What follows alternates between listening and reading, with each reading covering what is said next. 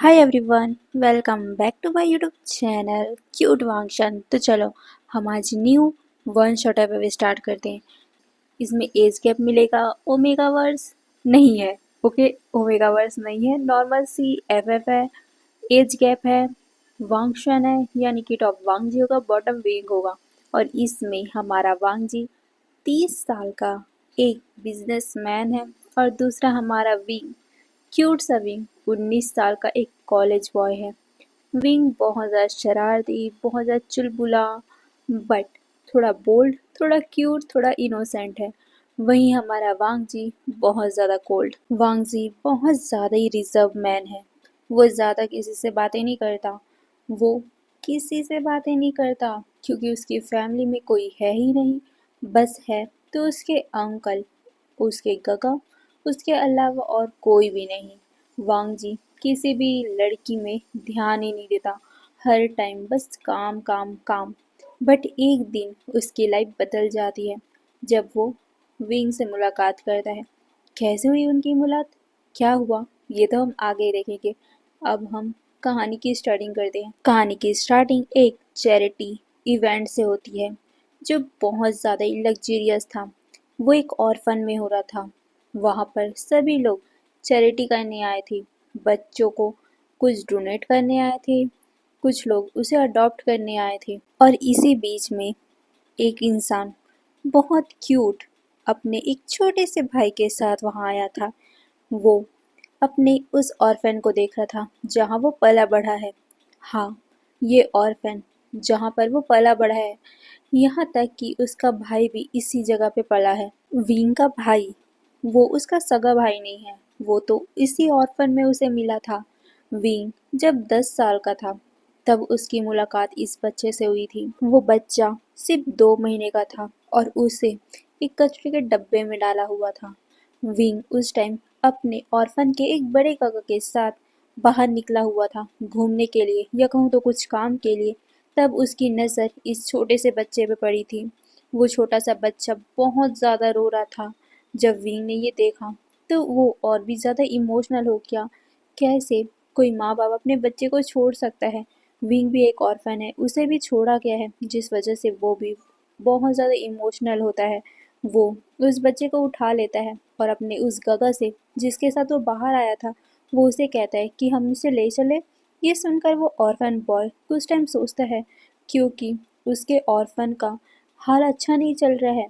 जितने भी बच्चे हैं उन्हें पालना बहुत ज़्यादा मुश्किल हो रहा है, और एक और बच्चा आ जाएगा, ये तो जबकि छोटा बच्चा है, इसे दूध तो पिलाना ही पड़ेगा। चलो, ऑर्फन में कुछ बच्चे हैं जिसे एक दिन का एक खाना मिले, मतलब एक टाइम का खाना मिल जाए तो ये बहुत है। बट ये छोटा सा बच्चा है, इसे तो 3 टाइम का दूध देना ही पड़ेगा, इसका बहुत टेक केयर करने पड़ेगा। इसीलिए वो हिचक रहा था। बट विंग की मासूमियत और उस बच्चे के लिए लगाव देखकर वो बच्चा अपना सर हिला देता है, और फिर क्या, वो दोनों ही उस छोटे से 2 महीने के बच्चे को लेकर ऑर्फनेज में आ जाते हैं। उस टाइम विंग ने उस छोटे से बच्चे का नाम रखा था आईवान, जो उससे करीबन 10 साल का छोटा था। आईवान बहुत ज़्यादा प्यारा था, बट अचानक ही उसके मदर फादर ने उसे छोड़ दिया, इस गंदे से कूड़ेदान में फेंक दिया, जिस वजह से उसका हेल्थ बिल्कुल भी ठीक नहीं रहता था। हमेशा उसकी तबीयत खराब ही रहती थी, जिस वजह से उसका टेक केयर भी बहुत करना पड़ता था। उस टाइम जो ऑर्फनेज चला रहे थे, उन्होंने तो साफ साफ विंग को कह दिया था कि हम इस बच्चे को नहीं रख सकते, हम इस बच्चे को दूसरे ऑर्फन में भेज देते हैं। बट विंग ने साफ साफ मना कर दिया था, क्योंकि उसके लाइफ में कोई भी नहीं है, उसके माता पिता नहीं है, उसकी भाई बहन नहीं है, उसकी लाइफ में कोई नहीं है। और अब ये बच्चे ही उसका सहारा है, क्योंकि इस बच्चे को देखते ही विंग को एक अलग सी फीलिंग महसूस होती थी। उसने कह दिया था, अंकल प्लीज़ इस इस छोटे से बेबी को मुझसे दूर ना कर लो। मैं पक्का एक दिन का खाना भी नहीं खाऊंगा, बट प्लीज़ इसे पाल लो ना। हम इसे पाल लेते हैं ना। अगर आपको पैसे की दिक्कत होगी तो मैं आपको पैसे ला के दूंगा, मैं बाहर जाके काम करूंगा, बट प्लीज़ हम इसे पाल लेते हैं ना। ये बोलते हुए वो बड़ा मासूमियत से अपने उस अंकल को, जिसने उस ऑर्फनेज को ऑन किया था, जो अपनी मेहनत से उस ऑर्फनेज को चला रहा था, उसे वो विनती करता है। शायद तक उस इंसान का भी दिल बहुत ज़्यादा नरम था, इसीलिए वो भी अपना सर हाँ में हिला देता है और वो विंग से कहता है कि ठीक है, बट तुम इसका अच्छे से ख्याल रखना। ओके, ये सुनकर विंग भी अपना सर हिलाता है और फिर वो छोटे से युवान का बहुत ज़्यादा ख्याल रखने लग गया। ऐसे टाइम बीतने लग गया, टाइम के साथ साथ युवान भी बड़ा होने लग गया, बट युवान की तबीयत में कोई भी सुधार नहीं आ रहा था। यहाँ तक कि उस ऑर्फनेज के अंकल का भी तबीयत अब ठीक नहीं था। ऑर्फनेज के अंकल बहुत ज़्यादा बूढ़े हो चुके थे। वो अपनी मेहनत से, अपने पेंशन के पैसे से ये ऑर्फनेज चलाते थे, बट अब वो बूढ़े हो चुके हैं, जिस वजह से वो अब ज़्यादा कुछ कर नहीं सकते और उनका पेंशन भी उतना ही है। उनके बच्चे अब बड़े हो चुके हैं, जिस वजह से उनके बच्चों के दिमाग में लालच आ चुका था और वो अपने फादर को अब पैसे बिल्कुल भी नहीं देते थे। वो बोलते थे कि इन नादान, इन बेकार से बच्चों के लिए हम अपना पैसा वेस्ट क्यों करें, जितना आपका पेंशन है उतने में चलाओ, नहीं तो हम कुछ नहीं करने वाले। ये बोलकर वो अपना पतला तो झाड़ चुके थे। वहीं वो अंकल जिन्होंने ये ऑर्फनेज चलाया था, वो अब क्या कर सकते हैं, उनके पास अब ज़्यादा पैसे नहीं हैं। जितना पेंशन आता है उसमें वो अपना ज़िंदगी चलाए और बच्चों की ज़िंदगी चलाए, ये बहुत बड़ी बात होती है। उनका पेंशन करीबन 40,000 है और 40,000 में 40 बच्चों का ज़िम्मेदारी उठाना और साथ में अपनी ज़िम्मेदारी, इस पूरे ऑर्फनेज की ज़िम्मेदारी उठाना उनको बहुत ज़्यादा महंगा पड़ रहा था, जिस वजह से अब तो खाने का भी दिक्कत होने लग गया था। और उस कंडीशन में युवान की तकलीफ, युवान को अब बहुत ज़्यादा ही तकलीफ हो चुकी थी। युवान को एक दिन भागते भागते ही अचानक से चक्कर आ गया और वो नीचे गिर पड़ा, जिसे देख सभी लोग पैनिक हो गए थे। वहीं भी जो पढ़ाई करने गया हुआ था, हाँ वो ऑर्फनेज था, फिर भी सभी बच्चों को वो अंकल पढ़ाते थे, लिखवाते थे, उनको स्कूल भेजते थे, जिस वजह से विंग भी अपने स्कूल गया हुआ था। बट जैसे उसे पता चला कि युवान अचानक ही बेहोश हो गया, वो भागते हुए अपनी पढ़ाई छोड़कर युवान के पास आया था।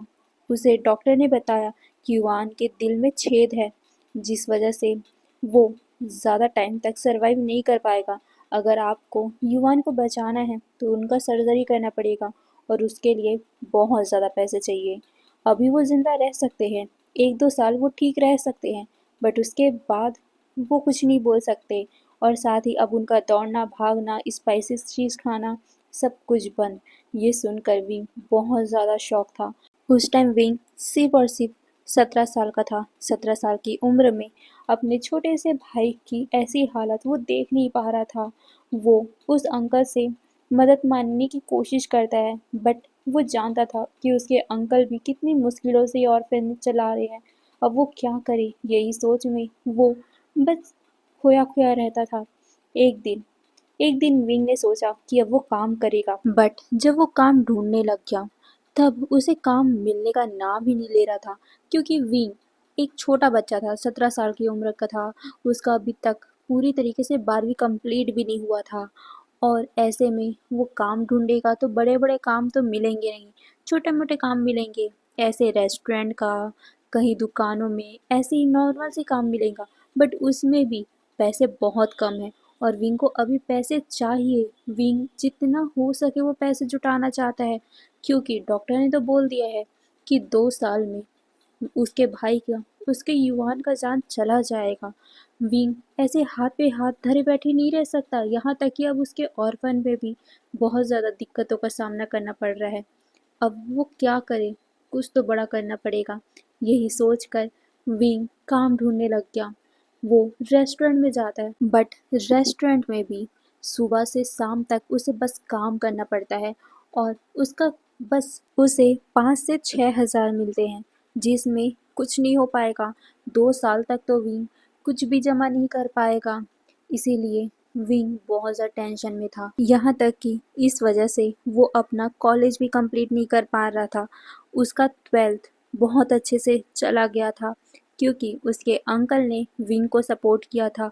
उसने विंग को कहा था कि तुम पढ़ाई करो, पढ़ाई के बाद ही तुम अच्छी जॉब ले सकते हो और उसके बाद तुम अपने भाई को अच्छी हालत में ला सकते हो। इसीलिए विंग पढ़ाई के साथ साथ अपना काम भी करा था, बट दोनों को मैनेज करना बहुत ज़्यादा मुश्किल हो रहा था, क्योंकि सुबह से दोपहर तक उसका क्लासेस लगता और वही टाइम यानी कि सुबह से शाम तक उसे रेस्टोरेंट में भी काम करना पड़ता। अगर वो दोपहर से शाम तक का ट्रिप लेता या फिर उसमें काम करने की बात करता तो उसके पैसे और कट हो जाते, जैसे कि 2 या 3 हज़ार। उसमें कुछ भी नहीं होगा, यहाँ तक कि उसके भाई की दवा भी नहीं आएगी उसमें। विंग बहुत ज़्यादा परेशान था कि वो अब क्या करे, वो पढ़ाई छोड़ दे, बट नहीं, पढ़ाई अगर छोड़ेगा तो वो आगे कुछ भी नहीं कर पाएगा। जैसी दिक्कतों का सामना वो अभी कर रहा है वैसी आगे भी उसे करना पड़ेगा और वो कुछ भी नहीं कर पाएगा।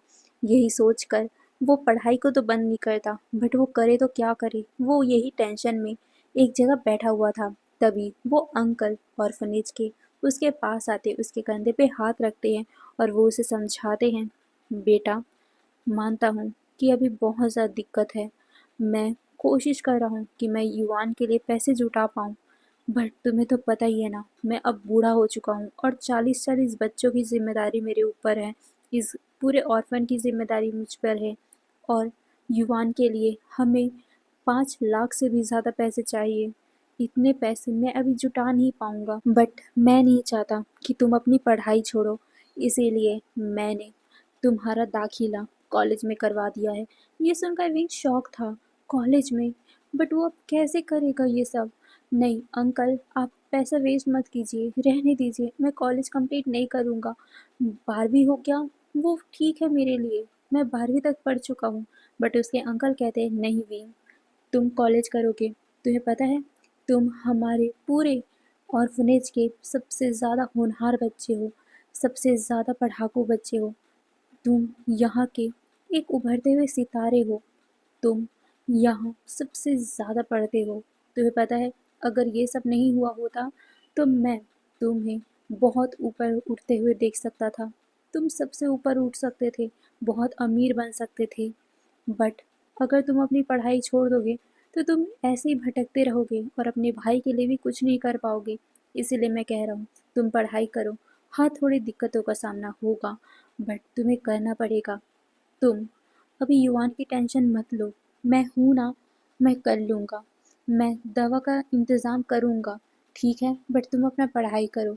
ये सुनकर विंग अपने अंकल को देखता है और उसे गले लगा लेता है, क्योंकि उसके अंकल भले ही बूढ़े हो चुके हैं बट वो उन लोगों के दर्द को समझते हैं। उसके बाद क्या, विंग उसे स्कॉलरशिप के कारण बहुत ही अच्छे कॉलेज में दाखिला मिल गया और विंग वहाँ जाने भी लगा। विंग अपना कॉलेज करता, कॉलेज के बाद काम करने जाता तो उसे बिल्कुल भी टाइम नहीं मिलता युवान से मिलने के लिए। वही युवान ऑर्फनेज में रहता, अंकल भी बहुत ज़्यादा मेहनत कर रहे थे जिस वजह से युवान के ऊपर भी कोई ध्यान नहीं दे पा रहा था, जिस वजह से कई सारे बच्चे युवान को अब बुली करने लग गए थे, क्योंकि युवान के कारण उनके अंकल को बहुत ज़्यादा मेहनत जो करनी पड़ रही थी। और अब तो वो अंकल इन लोगों से बहुत कम मिलने आते थे, बहुत सारे बच्चों को अब बहुत ही कम खाना मिलता था, जिस वजह से सभी बच्चों को गुस्सा था युवान के ऊपर, विंग के ऊपर, जिस वजह से वो सारा गुस्सा युवान के ऊपर निकालते थे। और युवान को इस बात से बहुत ज़्यादा चोट पहुंचती थी, क्योंकि वो एक छोटा सा बच्चा था और सारे लोग उसे बुली करेंगे तो वो कैसे सहन कर पाएगा। और साथ ही उसके मदद के लिए भी कोई वहाँ नहीं रहता था, जिस वजह से बेचारे युवान की हालत और भी ज़्यादा धीरे धीरे करके ख़राब हो रही थी। बट उसने अपने गगा को इस बात को बताया भी नहीं, क्योंकि वो नहीं चाहता था कि उसके गगा उसके लिए और भी ज़्यादा परेशान हो। भले ही युवान 8 साल का है बट वो बहुत ज़्यादा ही अच्छा है, वो बहुत ही हद तक समझता है सबके तकलीफ़ों को, इसीलिए वो अपने दुख को, दर्द को अपने गगा से छुपाने लगा। वो बिल्कुल भी बताता नहीं था कि उसे यहाँ पर बुली किया जा रहा है। वहीं विंग रात को आता था थका हारा युवान के पास, युवान उसे गले लगा के सो जाता था। ऐसे ही उनका दिन बीतने लग गया और विंग अपने कॉलेज में अच्छा करने लग गया। अब विंग का एज 19 साल हो चुका था। विंग अपने कॉलेज में बहुत अच्छा कर रहा था, उसे स्कॉलरशिप भी बहुत अच्छा मिल रहा था, जिस वजह से वो अपने भाई का पढ़ाई भी करवाने लगता है। क्योंकि अब वो अंकल तो कुछ नहीं कर पा रहे थे, क्योंकि उनकी तरबियत बहुत ज़्यादा ख़राब रहती थी, जिस वजह से वो ऑर्फन की जिम्मेदारी उठा ले वो बहुत बड़ी बात थी। इसीलिए विंग अपने अंकल से कहता है कि वो युवान की जिम्मेदारी उठा लेगा और अपनी जिम्मेदारी फिर क्या वो युवान के लिए अपने पूरे के पूरे जितने भी स्कॉलरशिप थे वो उसे इस्तेमाल करने लग गया उसकी दवाइयों में और उसके पढ़ाई में। विंग को पता चला कि ऑर्फनेज में खाने पीने को ज़्यादा अच्छी सुविधा नहीं है, जिस वजह से वहाँ के बच्चों को बहुत ज़्यादा मुश्किलों से खाना मिलता है। और साथ ही एक दिन तो उसे ये भी पता चल गया कि वहाँ के बच्चे युवान को बुली करते हैं। इसीलिए विंग ने डिसाइड किया कि अब वो वहाँ से युवान को निकालेगा और एक दूसरे हॉस्टल में भेज देगा। वहाँ खाना पीना तो अच्छा मिलेगा, 3 टाइम का खाना मिलेगा और साथ ही वहाँ के बच्चे युवान को बुली नहीं करेंगे। यही सोचकर विंग ने उसका दाखिला एक बहुत ही अच्छे हॉस्टल में कर दिया, जहाँ पर उसकी पढ़ाई लिखाई सभी हॉस्टल के टीचर्स ही करवाते थे। और उस जगह का नाम भी हमारे उसी अंकल ने ही बताया था विंग को। इसीलिए विंग को भरोसा था कि वहाँ पर ज़्यादा युवान को बुली नहीं किया जाएगा और विंग फ्रीली अपना काम करने लग गया, अपनी पढ़ाई करने लग गया। बट एक दिन सडनली विंग को पता चला कि युवान बेहोश हो चुका है। उसकी तबीयत बहुत ज़्यादा ख़राब हो गई, जिस वजह से युवान को हॉस्पिटल ले जाया गया है। विंग भागते दौड़ते वहाँ पहुँचा था, तब उसे पता चला था कि युवान की कंडीशन बहुत ज़्यादा क्रिटिकल है। अगर युवान की हालत को ठीक करना है तो विंग को पूरे के पूरे 10 लाख इकट्ठा करने पड़ेंगे। ये सुनकर विंग तो शॉक हो गया था। उसने इकट्ठा किए हैं पैसे, बट वो 10 लाख नहीं है, उसके पास करीबन 4 लाख तक होगा। 2 साल में विंग ने 4 लाख कमा लिए हैं। मतलब अपनी ज़रूरतों को पूरा न करते हुए उसने 4 लाख बचा लिया है अकेले। वो बहुत बड़ी बात है, क्योंकि हर एक इंसानों को 1 लाख भी ना जमा करने में 1 साल से ज़्यादा लग जाता है। 1 लाख और विंग ने 2 साल में 4 लाख कमा लिए हैं, उसे जमा कर लिया है। बट फिर भी वो पैसे भी कम हैं। विंग बहुत ज़्यादा शॉक था। अगर वो अपने दोस्तों से और किसी से उधारी भी लेगा तो करीबन 7 लाख तक ही उधारी हो पाएगा। उससे ज़्यादा वो लोग नहीं देंगे, क्योंकि कोई भी उधारी देता है ना तो 2 लाख 3 लाख ही देता है।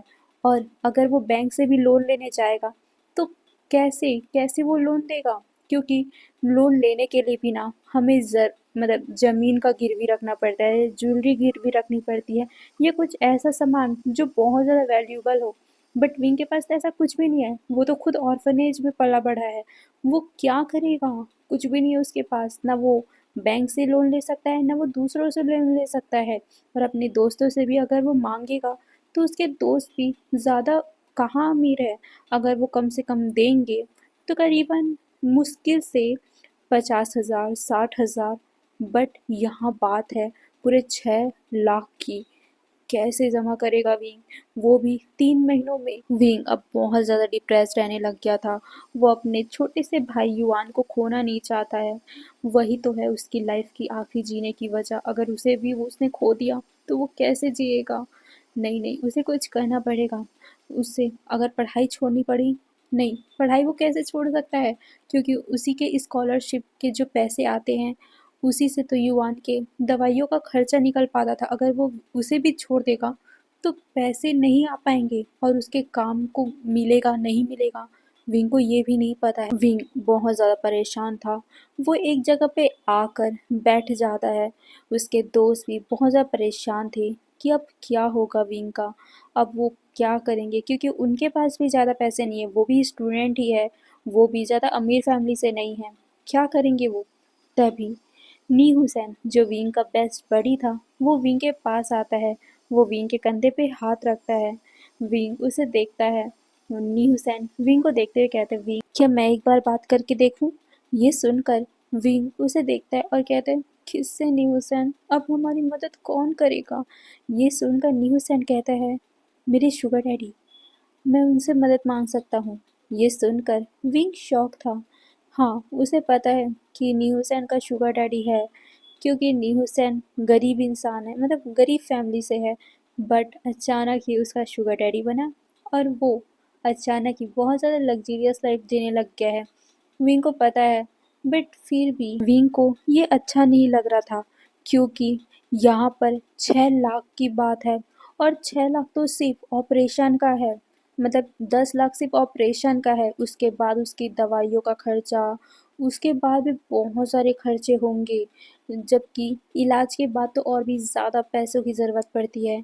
विंग न्यूसेन को देखता है और कहता है, फिर भी न्यूसेन, वो नहीं मदद कर पाएंगे हमारी, यहाँ पर बहुत ज़्यादा पैसों की ज़रूरत है मुझे। ये सुनकर न्यूसेन कुछ सोचता है और कहता है, विंग मुझे बुरा मत समझना, बट मैं तुम्हारी मदद के लिए कहना चाहता हूँ, जैसे मैंने शुगर डैडी बनाया है तुम भी बना लो, क्योंकि वो सब पूरा कर देते हैं, हमारी पूरी ख्वाहिशें पूरा कर देते हैं, बट हमें बस उनका सपोर्ट करना होता है, उनकी तन्हाई में मदद करनी पड़ती है। ये सुनकर भी उसे देखता है, न्यूसन के कहने का मतलब क्या है। न्यूसन उसके कंधे पे हाथ रखता है और कहता है, विंग मैं मैं जो बोल रहा हूँ तुम समझ रहे हो ना।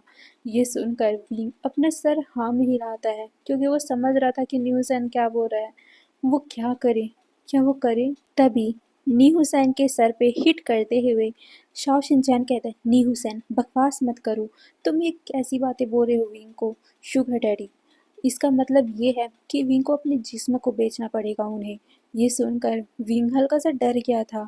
नी हुसैन कहता है, शाओ शिनचैन तो हम क्या करें, पैसे जमा करने हैं ना। ये सुनकर शाओ शिनचैन भी अपना सर हिलाता है, बट वो इस बात को अलाउ नहीं कर रहा था कि वो पैसों के लिए किसी के साथ सो जाए, किसी का शुगर बेबी बन जाए। नी हुसैन की बात अलग है, वो तो इंजॉयमेंट के कारण ये सब कर रहा है, उसका भी फ़ायदा है और साथ में उसके शुगर डैडी का भी फ़ायदा है, और साथ में उन दोनों का लव रिलेशन भी हो चुका है, तो उनकी बात अलग है यार। बट विंग की बात अलग है, वो वो ये सब इंजॉयमेंट के लिए नहीं, फोर्स होकर करेगा, और इसमें तो ऐसा ही लगेगा ना कि विंग अपना जिस्म बेच रहा है। इसमें नी हुसैन और विंग का कंडीशन अलग अलग है। विंग को साउथ शिनचैन यही समझा रहा था। विंग अपना सर पकड़ लेता है, अब वो क्या करे अपने भाई को बचाने के लिए, क्योंकि अब वो उसे नहीं खोना चाहता है। यही सोचकर वो बहुत ज़्यादा घबरा रहा था। तभी नी हुसैन विंग के शोल्डर पे हाथ रखता है और कहता है, ओके, तो मैं उनसे बात करता हूँ, क्या पता वो तुम्हें पैसे दिलवा दे। ये सुनकर विंग उसको देखता है। न्यूसन कहता है, ठीक है मैं उनसे बात करता हूँ, जिन मतलब उनसे जितना बनेगा वो पैसे दे देंगे, और अगर नहीं बना, ज़्यादा ही हुआ पैसे, तो तुम उनके कंपनी में काम कर सकते हो, वो इंटर्न को भी रखते हैं विंग, और तुम तो इतने ज़्यादा इंटेलिजेंट हो कि तुम्हें वो पक्का हायर कर लेंगे। ये सुनकर विंग की आंखें चमक उठी थी, क्या ऐसा हो सकता है, वो क्या कर सकते हैं ऐसा। ये सोचकर वो न्यूसैन को देखता है। न्यूसैन कहता है, मैं उनसे बात करता हूँ, ओके। ये बोलकर वो सीधा ही अपने शुगर डैडी को फ़ोन लगा देता है। उस तरफ से उसे बहुत ही रोमांटिकली आवाज़ आती है, हाय बेबी, क्या कर रहे हो, अचानक से मुझे कॉल, क्या हुआ, कॉलेज में मन नहीं लग रहा क्या, मेरे पास आना है, मैं कॉल भेजूँ तुम्हारे लिए। ये सुनते ही न्यूसन हल्का सा ब्लश करता है और कहता है, आप आप ये बात अभी मत कीजिए, मुझे बहुत ज़्यादा इम्पोर्टेंट काम है आपसे। ये सुनकर वो कहता है, अच्छा कुछ चाहिए, पैसे वैसे, ज्वेलरीज या कार्ड भिजवा दूँ।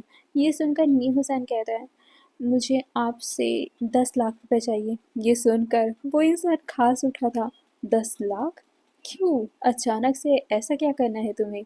ये सुनकर नी हुसैन कहता है, असल में मेरे दोस्त के भाई का बहुत ज़्यादा ही तबीयत ख़राब है, उसे ऑपरेशन की ज़रूरत है, जिस वजह से उन्हें 10 लाख चाहिए, प्लीज़ आप मेरी मदद कर दो ना। ये सुनकर वो शख्स कहता है, 10 लाख तो बहुत हो जाएंगे इतना सडनली, क्योंकि तुम्हें तो पता ही है ना मैं इसी पे एक सेक्रेटरी हूँ, मेरे पास 10 लाख इतने आसानी से नहीं आ पाएंगे, बट हाँ मैं कोशिश करूँगा कि मैं ज़्यादा से ज़्यादा पैसे जुगाड़ कर सकूँ, और अगर तुम्हें ज़्यादा ही है तो मैं अपने बॉस से बात करता हूँ, ठीक है।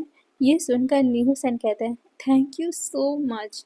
ये सुनकर उसका शुगर डैडी कहते हैं, ओके ठीक है, बट उसके बदले मुझे क्या मिलेगा। ये सुनकर नीहू सेन कहता है, अब जो चाहोगे मैं दूंगा।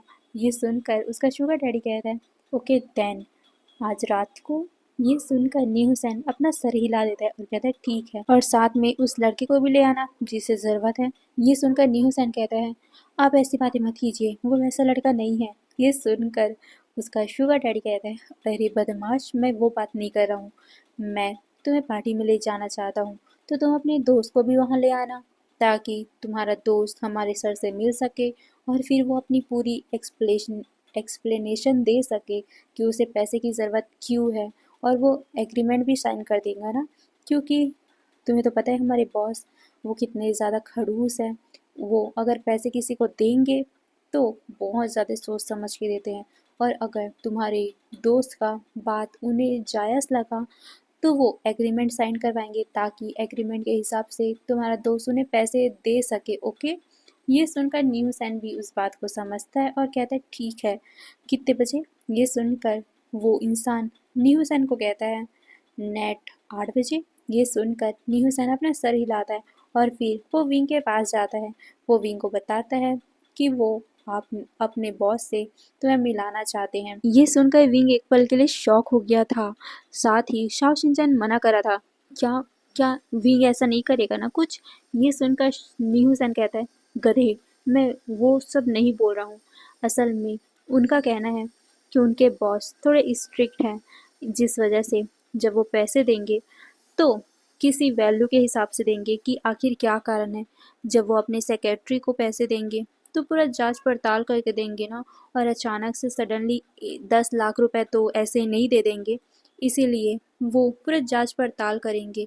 तो तुमसे वो बातें करना चाहेंगे और फिर उसके बाद तुम्हारा सिग्नेचर चाहिए होगा कि तुम इतने साल तक पैसे को वापस कर दोगे। तुम्हें तो पता है ना विंग, बिजनेस में ये सब चलता ही है। ये सुनकर विंग भी अपना सर हिलाता है, क्योंकि अभी उसके भाई को पैसे की ज़रूरत है, तो वो पक्का करेगा। यही सोचकर वो न्यूसन के साथ जाने के लिए मान जाता है, और साथ ही अभी उसको जो भी करना पड़े वो करेगा, क्योंकि उसके भाई की जान को बचाना ज़्यादा इम्पोर्टेंट है। फिर नी हुसैन शाम के टाइम पे विंग को अपने साथ लेकर कार में बैठता है। कार में ड्राइवर बैठा हुआ था, उसका शुगर डैडी अभी वहाँ पर नहीं था, क्योंकि वो उसके बॉस का सेक्रेटरी है। सेक्रेटरी अपने बॉस को छोड़कर अपने शुगर बेबी को ड्रॉप करने आए या फिर पिकअप करने आए, ये तो नहीं हो सकता ना। इसीलिए वो अपने ड्राइवर को नी हुसैन और विंग को पिकअप करने भेज देता है। वो दोनों ही उस लग्जरियस से होटल में पहुँचते हैं, जहाँ पर बहुत बड़ी पार्टी चल रही थी। वहाँ पर बहुत ही लग्जरियस मतलब डेकोरेशन किया गया था। वहाँ पर बहुत सारे गार्ड्स थे, साथ ही बहुत सारे बिजनेसमैन थे। बहुत सारे लोग अपने हाथों में जूस पकड़े हुए थे। वहाँ ड्रिंक था, बट नॉर्मल ड्रिंक था, ज़्यादा हैवी वाला नहीं जिससे सब लोग ड्रंक हो जाए। नॉर्मली ड्रिंक जितना वो लोग कर सकते हैं, ऐसा वाला। साथ उन लोग बातें भी कर रहे थे। विंग और नी हुसैन सब तरफ देख रहे थे। नी हुसैन को देखते हुए विंग कहता है, नी हुसैन, मुझे थोड़ा डर लग रहा है। ये सुनकर नी हुसैन कहता है, विंग घबराओ मत, कुछ नहीं होगा, ओके। ये सुनकर विंग अपना सर हिलाता है और फिर वो लोग आगे बढ़ने लगते हैं। तभी वहाँ पर गार्ड उन दोनों को रोकता है और उनसे उनका इनविटेशन मांगता है। नी हुसैन 2 सेकंड रुकता है और फिर कॉल मिलाकर वो अपने शुगर डैडी को कहता है बात करने के लिए। फिर वो गार्ड उससे बात करता है और फिर उन दोनों को अंदर अलाउ कर देता है। विंग धीरे धीरे करके अंदर जा रहा था। विंग बहुत ज़्यादा घबराया हुआ था। विंग नी हुसैन के साथ खड़ा हुआ था। तभी नी हुसैन इधर उधर देखता है। वो सोच में पड़ गया था कि वो कहाँ है, यानी कि उसका शुगर डैडी कहाँ है। न्यू हुसैन उन्हें फ़ोन लगाता है, बट इतना ज़्यादा शोर शराबर था वहाँ कि न्यू हुसैन बात कर ही नहीं पा रहा था। इसीलिए वो विंग से कहता है, विंग 2 सेकंड को मैं उनसे बात करके आता हूँ। विंग तो डरा हुआ था, वो मना कर रहा था कि मत जाओ ना मुझे छोड़ के, मैं भी चलता हूँ। न्यू हुसैन कहता है, विंग डरो मत ना, कुछ नहीं होगा। सब लोग बहुत ज़्यादा ही शरीफ इंसान है, वो कुछ नहीं करेंगे। ये सुनकर विंग अपना सर हिलाता है और चुपचाप वहाँ पर खड़ा हो जाता है। वहीं नी हुसैन दूर में जाकर फ़ोन में बातें करने लगता है। विंग बस नर्वस होकर सभी तरफ देख रहा था। वहीं दूसरी तरफ दूर में एक इंसान विंग को देखे जा रहा था, ऊपर से नीचे।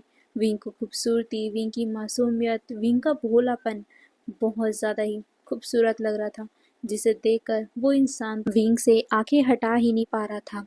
तभी वो पर्सन अपने सेक्रेटरी को अपने पास बुलाता है और वो इशारों में पूछता है कि वो लड़का कौन है। वो सेक्रेटरी कहता है, सर मुझे नहीं पता, शायद तक वो किसी के साथ आया होगा। ये सुनते ही वो इंसान विंग की तरफ ही देखने लग जाता है। उसके आंखों में कुछ अलग ही शाइन था।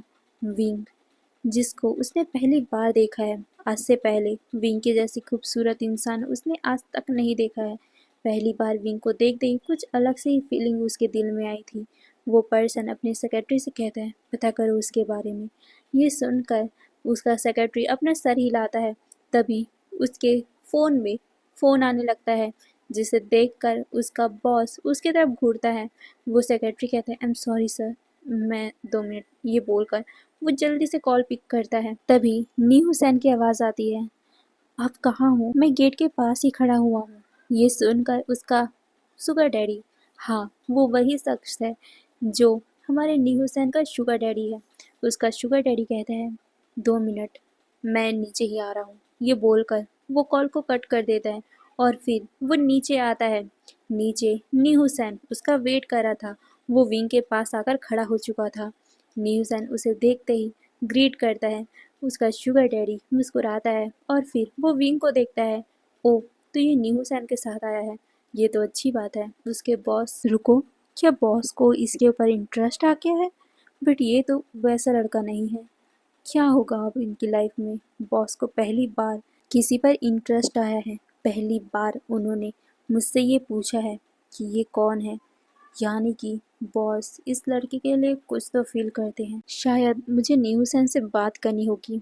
इससे इस लड़के का भी दिक्कत ख़त्म हो जाएगा और बॉस का भी तन्हाई ख़त्म हो जाएगा। ये बोलकर वो हल्का सा मुस्कुराते हैं और वो उन दोनों को लेकर उस इंसान के पास जाते हैं, यानी कि अपने बॉस के पास जाते हैं।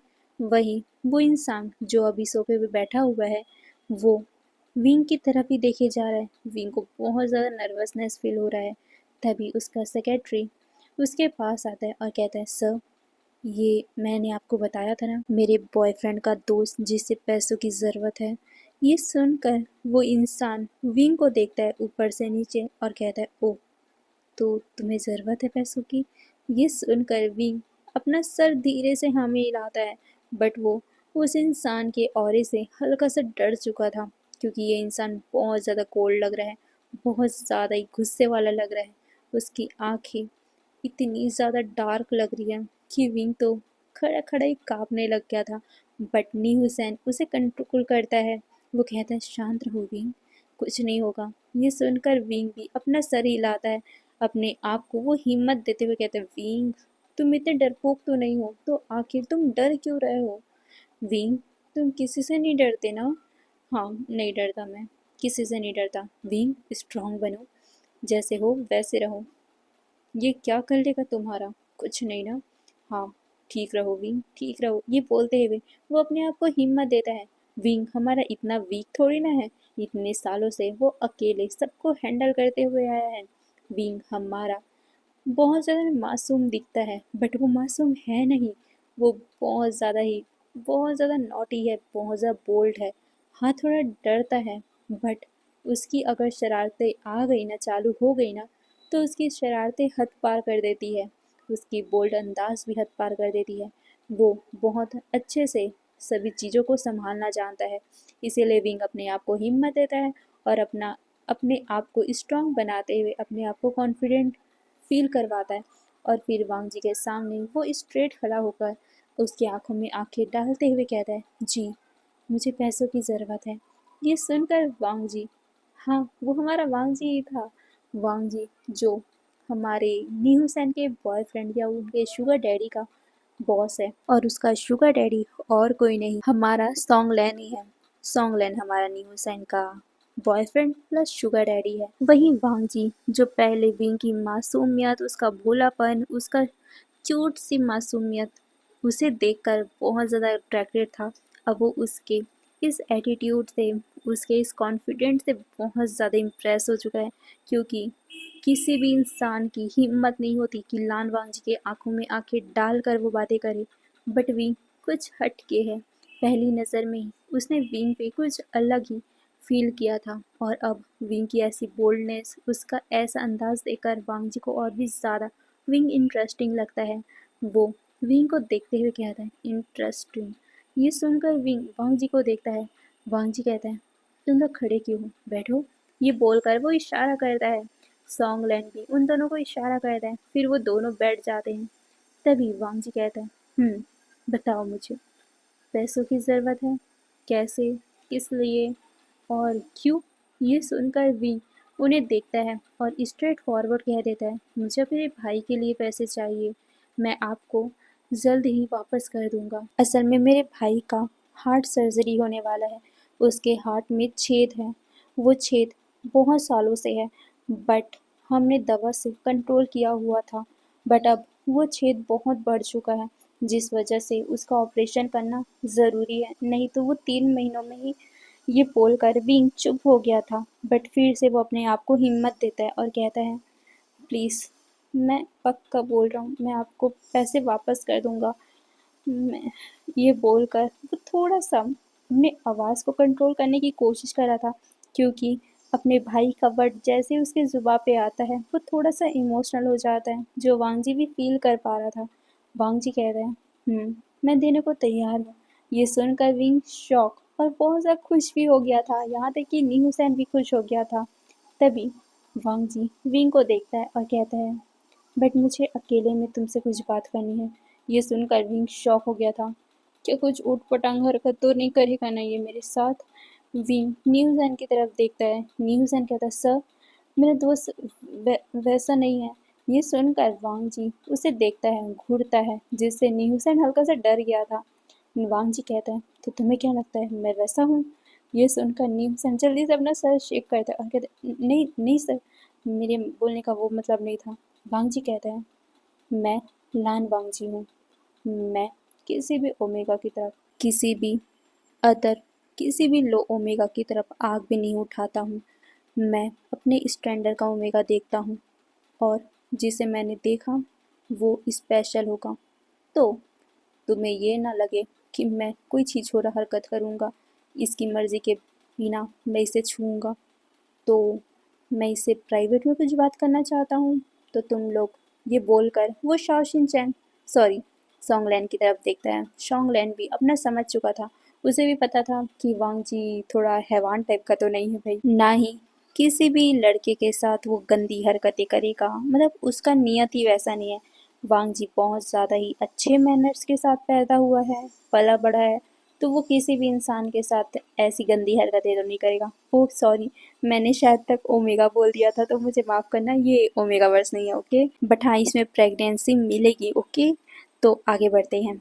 वांग जी सॉन्गलैन की तरफ देखता है। सॉन्गलैन भी समझ चुका था कि उसके बाद विंग से अकेले में बात करना चाहते हैं, तो वो करेंगे। और साथ ही विंग के लिए घबराने की कोई बात नहीं है, क्योंकि उसके मतलब बॉस इतने भी बुरे नहीं हैं, इतने भी छिछोरे नहीं हैं, इतने ज़्यादा वो गंदे मिजाज के नहीं हैं। तो वो विंग के साथ बिना मतलब उसकी मर्ज़ी के कुछ नहीं करेंगे।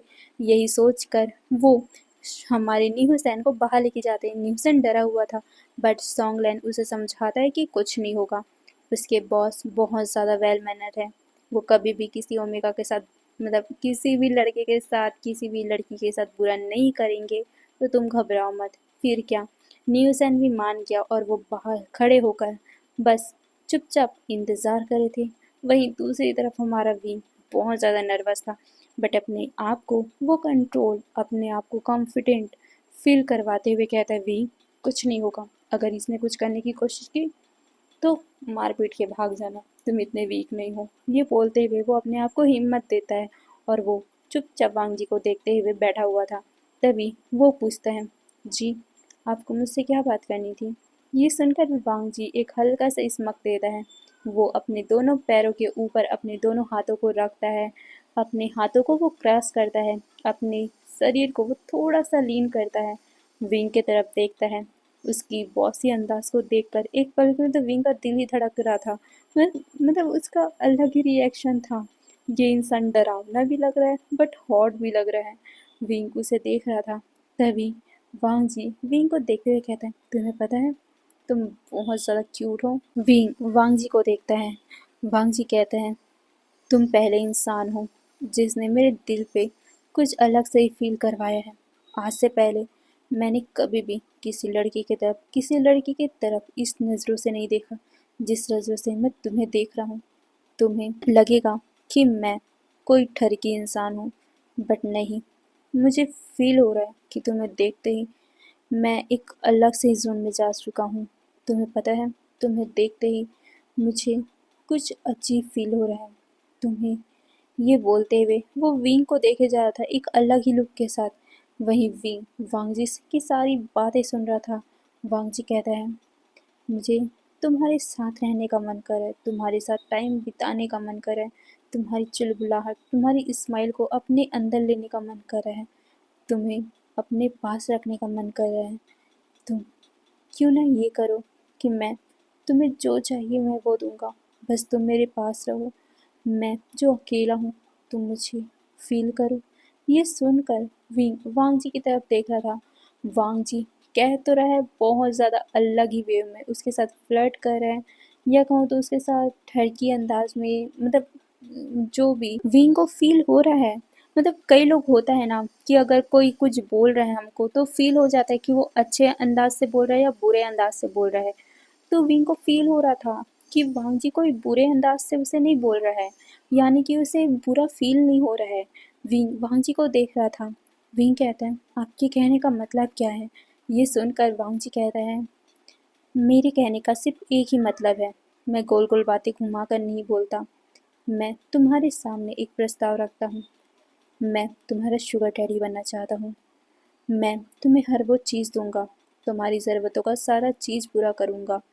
तुम्हारे कपड़े, तुम्हारा खाना पीना, तुम्हारा पढ़ना लिखना, तुम्हारे भाई का हर एक जिम्मेदारी मैं उठाऊँगा। बस तुम मेरे बन के रहो। मैं तुम्हें अपना बनाना चाहता हूँ। ये सुनकर विंग शॉक था। क्या वांग जी उसे प्रपोज कर रहा है? वांग जी उसे देखता है। तभी विंग कहता है, आप कहना क्या चाहते हो? साफ साफ कहिए, मुझे कुछ समझ नहीं आ रहा। ये सुनकर वांग जी शाय करता है और फिर वो विंग को देखते हुए कहता है, मैं पहली बार किसी को इस तरीके से देख रहा हूँ। मुझे कुछ समझ नहीं आ रहा कि मैं आखिर फील क्या कर रहा हूँ। मुझे कुछ समझ में नहीं आ रहा कि मेरा दिल इतनी तेज़ी से क्यों धड़क रहा है। बट मैं तुम्हें अपने पास रखना चाहता हूँ। मैं जानना चाहता हूँ कि आखिर मुझे ये क्यों फील हो रहा है, किस लिए फील हो रहा है। मैं तुम्हें देखते ही अपने पास छुपा कर रखना चाहता हूँ। जब तुम मुझे पहली बार दिखे थे तब मैं तुम्हारी ब्यूटी को अपने पास रखना चाहता था, तुम्हारी इनोसेंस को अपने पास सजो के रखना चाहता था। तुम्हारी वो मुस्कुराहट, तुम्हारी वो आँखें, तुम्हारा ये फेस, तुम्हारा ये मासूमियत, सब मैं अपने करीब रखना चाहता हूँ। मुझे नहीं पता कि ये क्या है, बट मैं जानना चाहता हूँ। इसीलिए मैं चाहता हूँ कि तुम मेरे बन के रहो, मेरी तन्हाई में मेरा साथ दो। मैं अपने पास तुम्हें रखना चाहता हूँ। ये सुनकर भी शौक था। मतलब उसे कुछ भी समझ नहीं आ रहा था कि वांग ये उसे अपने साथ किस कारण रखना चाहता है। क्या कुछ गलत इरादों के साथ रखना चाहता है? वांग जी विंग को देखता है। वो समझ चुका था कि विंग क्या सोच रहा है। वांग जी कहता है, अगर तुम नहीं चाहते तो मैं नहीं करूँगा। मैं तुम्हारी मर्जी के खिलाफ तुम्हें टच बिल्कुल नहीं करूँगा। मैं बस तुम्हें अपने पास रखना चाहता हूँ, अपने पास, अपने करीब रखना चाहता हूँ, अपने बाहों में रखना चाहता हूँ। अगर तुम इसे स्वीकार करते हो तो ठीक है, हम कॉन्ट्रैक्ट भी बांध सकते हैं जिसमें तुम मेरे बन के रहोगे, सिर्फ मेरे बन के रहोगे, किसी और के नहीं, किसी और के पास नहीं, सिर्फ मेरे। मैं तुम्हारी सारी ज़रूरतें पूरा करूँगा, तुम्हारी मर्जी के बिना तुम्हें छूऊंगा भी नहीं। बस तुम मेरे बन के रहो, मेरे पास रहो। बट तुम्हारी मर्जी के साथ, क्या तुम मेरे साथ रहोगे, मेरे पास रहोगे? ये सुनकर भी उसकी अलग ही फीलिंग थी। वांग जी की बातें, मतलब उसे अजीब ही फील करवा रही थी। उसका दिल इतना तेजी से धड़क रहा था, वो इस बात को मना ही नहीं कर पाया। वो वांग जी को देखता है। वो कहता है, अगर अगर मैं मना मना कर दूँ तो? ये सुनकर वांग जी कहता है, तुम पहले वो शख्स हो जो मुझे मना करेगा, बट मुझे गुस्सा नहीं आएगा क्योंकि मैं तुम्हारी मर्जी के खिलाफ कुछ नहीं करना चाहता। बट अगर तुम्हें मना करना है तो कर सकते हो, मैं तुम्हें पैसे भी दे दूँगा। बट एक बार मेरी बात सुनो, मैं बचपन से अकेला हूँ, मुझे किसी भी इंसान की तरफ अट्रैक्शन नहीं होता, बट तुम्हें देखते ही मैं कुछ अलग फ़ील कर रहा हूँ। मैं जानना चाहता हूँ ये क्या है? क्या तुम मेरी मदद करोगे? मुझे बुरा इंसान मत समझना, बट मैं अपनी खुद की फीलिंग नहीं समझ पा रहा हूँ। मैं बस तुम्हें अपने पास रखना चाहता हूँ। मैं मैं थोड़ा सेल्फिश होना चाहता हूँ, बट क्या तुम मेरी मदद करोगे? मैं एक तरफ से तुम्हारी मदद करूँगा, दूसरी तरफ से तुम मेरी मदद करोगे। बस मेरी मदद। मैं तुम्हारी मर्ज़ी के खिलाफ़ तुम्हें नहीं टच करूँगा। बस मैं अपने पास रखना चाहता हूँ तुम्हें। ये बोलकर वो विंग को देखता है। वही विंग वांग जी को देखे जा रहा था। वांग जी जो बोल रहा था उससे विंग का दिल अलग ही प्रकार से धड़क रहा था। वांग जी का ये बात उसे बुरा इंटेंशन के साथ नहीं लग रहा था। इसीलिए विंग डायरेक्टली वांग जी को कहता है, क्या आपके कहने का ये मतलब है कि आप मुझे शुगर बेबी बनाना चाहते हो? आप मेरे जिम्मेदारी उठाओगे और मैं आपकी? ये सुनकर वांग जी विंग को देखता है। वो विंग को देखते हुए एक गहरी सी सांस लेता है और कहता है, तुम्हें जो लगे, बट क्या तुम इसी के तौर पे मेरे साथ रहना चाहोगे? ये सुनकर विंग वांग जी को देखता है। वांग जी को देखते ही उसे कुछ बुरा फील नहीं हो रहा था। मतलब किसी को देखकर एक अलग सा बुरा फील होता है ना, कि नहीं यार ये हैवान है, उसके साथ कुछ भी कर जाएगा, बट नहीं, वांग जी को देखकर विंग को ऐसा फील नहीं हो रहा था। इसीलिए वो अपना सर हिला देता है। वो कहता है, ठीक है, मैं तैयार हूँ, आप बस मेरे भाई का इलाज करवा दीजिए। ये सुनकर वांग जी अपना सर हिलाता है। तभी विंग कहता है, पर पर मैं आपको पैसे वापस कर दूंगा। ये सुनकर वांग जी कहते हैं, कोई ज़रूरत नहीं है पैसे वापस करने की। ये सुनकर विंग कहता है, नहीं, मैं पैसे वापस करूँगा, नहीं तो मुझे लगेगा कि मैं अपना ये बोलकर खुद चुप हो जाता है। जिसे देखकर वांग जी समझ चुका था कि विंग क्या कहना चाहता है। इसका मतलब है कि विंग कहने वाला था कि उसे लगेगा कि वो अपना जिस्म बेच रहा है, और ये विंग के मतलब विंग के हिसाब से अच्छी बात नहीं है। इसीलिए वांग जी कहता है, ठीक है, जब तक तुम करना चाहो कर सकते हो, ओके। ये सुनकर विंग भी अपना सर हिलाता है। फिर वांग जी कहता है, तो ये सब फाइनल? ये सुनकर विंग भी अपना धीरे से सर नोट कर देता है। ये देखकर वांग जी के होठों में एक हल्का सा स्माइल आता है, जिसे देखकर तो हाय, विंग का दिल तो एक पल के लिए धड़कना ही भूल गया था। इस कोल्ड हार्टेड के फेस में छोटा सा स्माइल भी कितना प्यारा लगता है। विंग बस वांग जी को देखता है, फिर वांग जी खड़ा होता है। वो विंग की तरफ बढ़ता है। एक पल के लिए तो विंग को ऐसा लगा कि वांग जी उसे खाने आ रहा है, बट नहीं, वांग जी उसके तरफ हाथ बढ़ाता है। वो कहता है, तो डील पक्की? ये सुनकर विंग अपना सर हिलाता है, बट वो अचानक ही कहता है, पर इस बारे में किसी को मत बताना कि मैंने आपको एग्री किया है ये सब के लिए। ये सुनकर वांग जी कहते हैं, बट क्यों? ये सुनकर विंग कहते हैं, बस ऐसे ही, मैं नहीं चाहता, प्लीज़ किसी को मत बताना। ये सुनकर वांग जी कहते हैं, ठीक है। फिर वो न्यू हुसैन और सॉन्गलन को अंदर बुलाने वाला था कि तभी उसे याद आया कि कॉन्ट्रैक्ट तो अभी कंप्लीट हुआ ही नहीं है। जिसे सोचकर वांग जी विंग को कहता है कि कॉन्ट्रैक्ट आज साइन करोगे या कल? ये सुनकर विंग कहता है, आप जब चाहो। फिर क्या? वांग जी कहते हैं, ठीक है, तो कल ठीक है ना? ये सुनकर विंग भी अपना सर हाँ में नोट कर देता है। तभी वांग जी कहते हैं, तुम्हारा नंबर?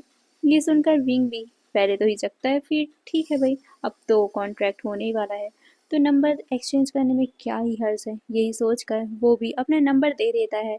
वांग जी हल्का सा नोट करता है और फिर वो अपना नंबर लेकर विंग को अपना नंबर देता है। अपने दोनों का नंबर को एक्सचेंज करता है और फिर वो विंग को कहता है, तो कल मिलते हैं कॉफ़ी शॉप, मैं तुम्हारे लिए कार भेज दूंगा। विंग कहते हैं, नहीं नहीं, मैं आ जाऊंगा, आप मुझे बस एड्रेस बता देना। ये सुनकर वांग जी कहते हैं, नहीं, अब से तुम मेरे शुगर बेबी हो, मैं तुम्हें यूँ इजी लाइफ तो जीने नहीं दे सकता ना। ये सुनकर विंग वांग जी को देखता है। वांग जी एक हल्का सा मुस्कुराता है और कहता है, ठीक है, मैं तुम्हारे लिए कल कार भेज दूंगा, जल्दी आ जाना, क्योंकि तुम्हें देखे बिना अब मेरा दिन नहीं बीतने वाला। ये सुनकर विंकी तो शर्म से गाल लाल ही हो गया था। फिर वांग जी उन दोनों को अंदर बुला लेता है। दोनों ही अंदर आते हैं। न्यू सैन तो जल्दी से भागकर विंग के पास आता है। वो विंग को टेस्ट करने लग गया था, मतलब चेक करने लग गया था कुछ हुआ तो नहीं ना। विंग उसे देखता है और कहता है, शांत रहो, कुछ नहीं हुआ है। फिर क्या, न्यू सैन भी चुपचाप खड़ा हो गया था। वो वांग जी को ग्रेट करता है। तभी वांग जी सॉन्गलैन को देखते हुए कहते हैं, जाओ इन दोनों को छोड़ के आ जाओ। ये सुनकर सॉन्गलैन शॉक हो गया था। क्या उसके बॉस ने खुद कहा कि इन दोनों को छोड़ के आ जाओ? ठीक है भाई, वो छोड़ के आ जाएगा। वही न्यू सैन तो बार बार विंग को पूछ रहा था कि क्या हुआ, क्या बात हुई, बताओ कि क्या चल रहा, क्या हुआ, कैसे मान गए वो। ये बोलते हुए वो बाहर निकलता है। वहीं विंग धीरे धीरे से पलट पलट के वांग जी को देख रहा था। वही वांग जी हल्का हल्का सा विंग को मुस्कुराते हुए देख रहा था। उसके दिल में एक अलग सी खुशी थी। वांग जी वो खुद समझ नहीं पा रहा था। आज से पहले किसी भी इंसान से मिलने के बाद उसे इतनी खुशी नहीं हुई जितनी खुशी उसे आज हो रही है। वांग जी विंग को जाते हुए देख रहा था। उसे अब कल का वेट नहीं हो रहा था। वांग जी चाहता तो आज भी कॉन्ट्रैक्ट को पूरा कर सकता था, बट नहीं, वो विंग से कल मिलना चाहता है, इसीलिए वो कॉन्ट्रैक्ट के बहाने विंग को बुला रहा है। नहीं तो उसे क्या पता कि विंग आएगा भी नहीं आएगा। इसीलिए ये सब प्लानिंग वांग जी ने किया। अब हम दूसरी तरफ सीन देखते हैं। न्यू सैंतो विंग से कार में भी पूछ रहा था, बता ना यार क्या हुआ है, क्या बोले उन्होंने, क्या हुआ, अकेले में क्या क्या बात हुई तुम लोगों की। विंग थोड़ा सा न्यू सैन को देखता है और कहता है, कुछ नहीं यार, बस यही पूछ रहे थे कि आखिर तुम लोगों की लाइफ कैसी थी, बस इतनी, हाँ बस इतनी। ये सुनकर न्यू सैन अपनी आंखों को नैरो करता है और कहता है, इतने टाइम तक बस उन्होंने इतना ही पूछा कि तुम्हारी लाइफ कैसी थी। ये सुनकर विंग कहते हैं, हाँ तो और क्या पूछेंगे, वो बहुत शरीफ है, बुरे नहीं है वो। ये सुनकर सॉन्गलैंड भी कहते हैं, वही तो बोल रहा हूँ मैं, मेरे बॉस बुरे नहीं हैं, बट ये इडियट समझने का नाम ही नहीं ले रहा। ये सुनकर न्यूज़ अपना मुंह बनाते हुए कहते हैं, आप तो बस ही कीजिए, मैंने कहा था कि हमारे दोस्त को पैसों की ज़रूरत है, उन्हें काम दिला देना, अच्छा खासा तनख्वाह मिल जाएगा, बट यहाँ तो मुझे कितना सा डर लग रहा था। ये सुनकर सॉन्गलैंड कहता है, क्यों डरते हो जब मैं तुम्हारे साथ हूँ। ये बोलकर उसे आंख मारता है, जिसे देखकर नीहू शर्मा गया था। वो कहता है, आप चुपचाप गाड़ी चलाओ। ये सुनकर सॉन्गलैंड मुस्कुराता है और फिर वो कार चलाने लगता है। विंग को ड्रॉप करने के बाद नीहू सैन को लेकर सॉन्गलैंड अपने अपार्टमेंट की तरफ चला गया था, क्योंकि अब उसे भी तो कुछ चाहिए था ना। वो भी नीहू सैन तो सॉन्गलैंड का बॉयफ्रेंड है, तो उनके बीच में ये सब चलता रहता है। वहीं विंग वांग जी के उस नंबर की तरफ देख रहा था जो वांग जी ने उसे दिया है। हाय, उसे बहुत ज़्यादा नर्वसनेस फील हो रहा है। उसके बाद विंग रात भर सो नहीं पाया, बस इधर से उधर ट्विस्ट एंड टर्न ही करता रह गया। अब सुबह का सीन, विंग बहुत ही एक्साइटमेंट के साथ बट नर्वसनेस के साथ तैयार होता है। उसे वांग जी का मैसेज आ चुका था कि तुम्हारे लिए कार 5 मिनट में नीचे आने वाली है, तुम जल्दी आ जाना। ओके, मैं वेट नहीं करना चाहता। ये सुनते ही विंग बहुत ज़्यादा नर्वस हो गया था, बट एक्साइटमेंट भी थी, अजीब से उसका दिल धड़क रहा था। विंग धीरे धीरे करके नीचे उतरता है। उसके पास एक बहुत ही लग्जरियस कार खड़ी हुई थी। उस कार में से एक ड्राइवर निकलता है। वो ड्राइवर उसके लिए गेट ओपन करता है। विंग अंदर बैठता है। विंग बहुत ज़्यादा नर्वस था। फिर कुछ ही टाइम में विंग को एक बहुत ही लग्जरियस से 5 स्टार नहीं 7 स्टार होटल के सामने खड़ा कर देते हैं। विंग पहली बार मतलब ऐसे रेस्टोरेंट में आ रहा था, तो विंग को बहुत ज़्यादा नर्वसनेस था। उसे डर लग रहा था कि यहाँ के जो गार्ड है उसे अंदर आने भी देंगे कि नहीं, बट नहीं, उसे किसी ने नहीं रोका। विंग चुपचाप अंदर चला गया। विंग उस जगह की खूबसूरती को देख रहा था। बाप रे, इतना खूबसूरत, यहाँ का खूबसूरती तो ऐसा लग रहा है कि स्वर्ग से, मतलब स्वर्ग में आ गया हो विंग। ये होटल है, होटल नहीं ये स्वर्ग है। विंग बस यही सोच रहा था और वो बस इधर उधर देखते हुए चले जा रहा था। वो कंफ्यूज भी था कि उसे कहाँ जाना है। तभी उसके पास एक वेट्रेस आती है, या कहूँ तो एक इंसान जो वहाँ पर काम करता है वो आता है। वो विंग को पोलाइटली कहता है, सर आप विभूषण हैं। ये सुनकर विंग अपना सर हिलाता है। फिर वो जो लड़की थी वो कहती है, सर दिस वे। फिर क्या, वो विंग को लेकर उस तरफ जाने लगती है जहाँ पर वांग जी रुका हुआ है। असल में ये 5 स्टार नहीं 7 स्टार होटल वांग जी का ही है। वांग जी यहाँ का मालिक है, इसीलिए वांग जी ने एक बार कह दिया कि इस जगह पे एक लड़का आने वाला है, उसे रोकना नहीं और पोलाइटली उसे लेके आना। तो सब लोग उसे वहाँ पर छोड़ने जा रहे हैं। और जिस जगह पे विंग को उतारा गया था वो एरिया सिर्फ वीआईपी वांग जी के लिए है, वांग जी की फैमिली के लिए है। इसीलिए किसी ने भी हिम्मत नहीं की विंग को रोकने की। और वांग जी ने तो पहले ही बोल दिया था कि विंग वहाँ आने वाला है और वहाँ पर आया है कोई लड़का तो वो विंग ही होगा, इसलिए सब समझ चुके थे। फिर विंग को वहाँ छोड़ने के बाद वो रिसेप्शनिस्ट या कहूँ तो वो वेट्रेस वो लड़की वहाँ से चले गई थी। विंग गेट ओपन करता है और वो सामने वांग जी को देखता है जो टॉल हैंडसम खिड़की की तरफ या कहूँ तो बड़े से जो कांच लगा हुआ था उसके तरफ देखे रहा था। बाहर का सीन ये करीबन 60वां फ्लोर था। तो यहाँ से नीचे की वादियाँ बहुत ज़्यादा प्रिटी लग रही थी। विंग बस धीरे धीरे करके वांग जी की तरफ बढ़ता है। वो कहता है मिस्टर लैन। ये सुनकर वांग जी धीरे से विंग की तरफ मुड़ता है। वांग जी को देखते ही विंग की धड़कन तो और भी ज़्यादा तेज़ हो गई थी क्योंकि वांग जी हद से ज़्यादा हैंडसम लग रहा था आज। ब्लैक सूट मतलब ब्लैक कलर का 3 पीस सूट जिसमें उसने वाइट कलर का अंदर शर्ट पहना हुआ था। उसकी 3 बटनें खुली हुई थी। वांग जी का मस्कुलर चेस्ट विजिबल हो रहा था जिसे देखते ही विंग का तो पूरा गाल ही लाल हो गया था। वांग जी बॉसी अंदाज के साथ विंग के तरफ आता है। विंग धीरे धीरे करके और भी ज़्यादा नर्वस फील कर रहा था। वांग जी कहता है खड़े क्यों हो, बैठो। ये सुनकर विंग भी नर्वसनेस के साथ वांग जी के पास बैठ जाता है बट वो अपने आप को शांत करवाता है, अपने आप को कंफर्टेबल फील करते हुए कहते हैं विंग घबरा क्यों है वो, ये मॉन्स्टर थोड़ी ना है जो तुम्हें खा जाएंगे विंग। ये बोलकर विंग वांग जी की तरफ देखता है। अब फिर से उसके अंदर कॉन्फिडेंट आ चुका था। वो कहता है मिस्टर लैन कॉन्ट्रैक्ट साइन करने आपने बुलाया था ना। ये सुनकर वांग जी कहता है बट उससे पहले कुछ कॉफ़ी या फिर कुछ नाश्ता। ये सुनकर विंग कहता है नहीं इट्स ओके, मैं बस मैं साइन। ये बोलते हुए वो वांग जी को देखता है। वांग जी कहता है कोई बात नहीं है, नर्वस फील मत करो। ये बोलकर वो एक रिंग बजाता है। उसके बाद वहाँ पर वेट्रेस आती है या कहूँ तो जो वहाँ का वेटर होता है मैनेजर होता है वो आता है और फिर वो वांग जी को मेन्यू देता है बट वांग जी विंग की तरफ पास करने को बोलता है। विंग जैसे उस मेन्यू को देखता है उसका तो दिल हार्ट अटैक जिगर फेफड़ा सब बाहर आने वाला था क्योंकि उसका प्राइस इतना महंगा कैसे हो सकता है। विंग की सैलरी 6,000 है, महीने में 6,000 कमाता है और यहाँ का स्टार्टिंग खाने का प्राइस ही 6,000 है। हाय राम। विंग उसे ऐसा लग रहा था उसका दिल जिगर फेफड़ा सब बाहर आ जाएगा। उसे तो ऐसा लग रहा था इसके एक खाने का प्राइस चुकाने में उसका किडनी बिक जाएगा। विंग मना करता है कि नहीं उसे कुछ नहीं चाहिए बट वांग जी विंग को फिर कहता है जो मर्जी चाहे ले सकते हो, फिक्र मत करो। बट विंग तो डर रहा था कि नहीं अगर पैसे पे करने की बात आ गई ना उसकी मौत आ जाएगी यहीं पर। नहीं नहीं वो नहीं कर सकता भाई ऑर्डर, बिल्कुल नहीं कर सकता। इसीलिए वो साफ साफ मना कर देगा कि नहीं मैं खा के आया हूँ मुझे कुछ नहीं चाहिए। ये सुनकर वांग जी अपना सर शेक करता है। उसने देखा था कि विंग प्राइस को देखते कैसी उसकी आंखें बड़ी हुई थी। वांग जी मुस्कुराता है, वो मेन्यू लेता है और उसके बाद वो 2 कॉफ़ी लुवॉक मंगाता है जो पूरे वर्ल्ड में सबसे महंगी कॉफ़ी है। वो उसे मंगाता है क्योंकि ये तो वांग जी का डेली का रूटीन है। वो उस कॉफ़ी को पीता है और वो कॉफ़ी बहुत ज़्यादा ही काली होती है, साथ में बहुत ज़्यादा कड़वी होती है। बट अचानक ही वांग जी को याद आया विंग उससे हटके है।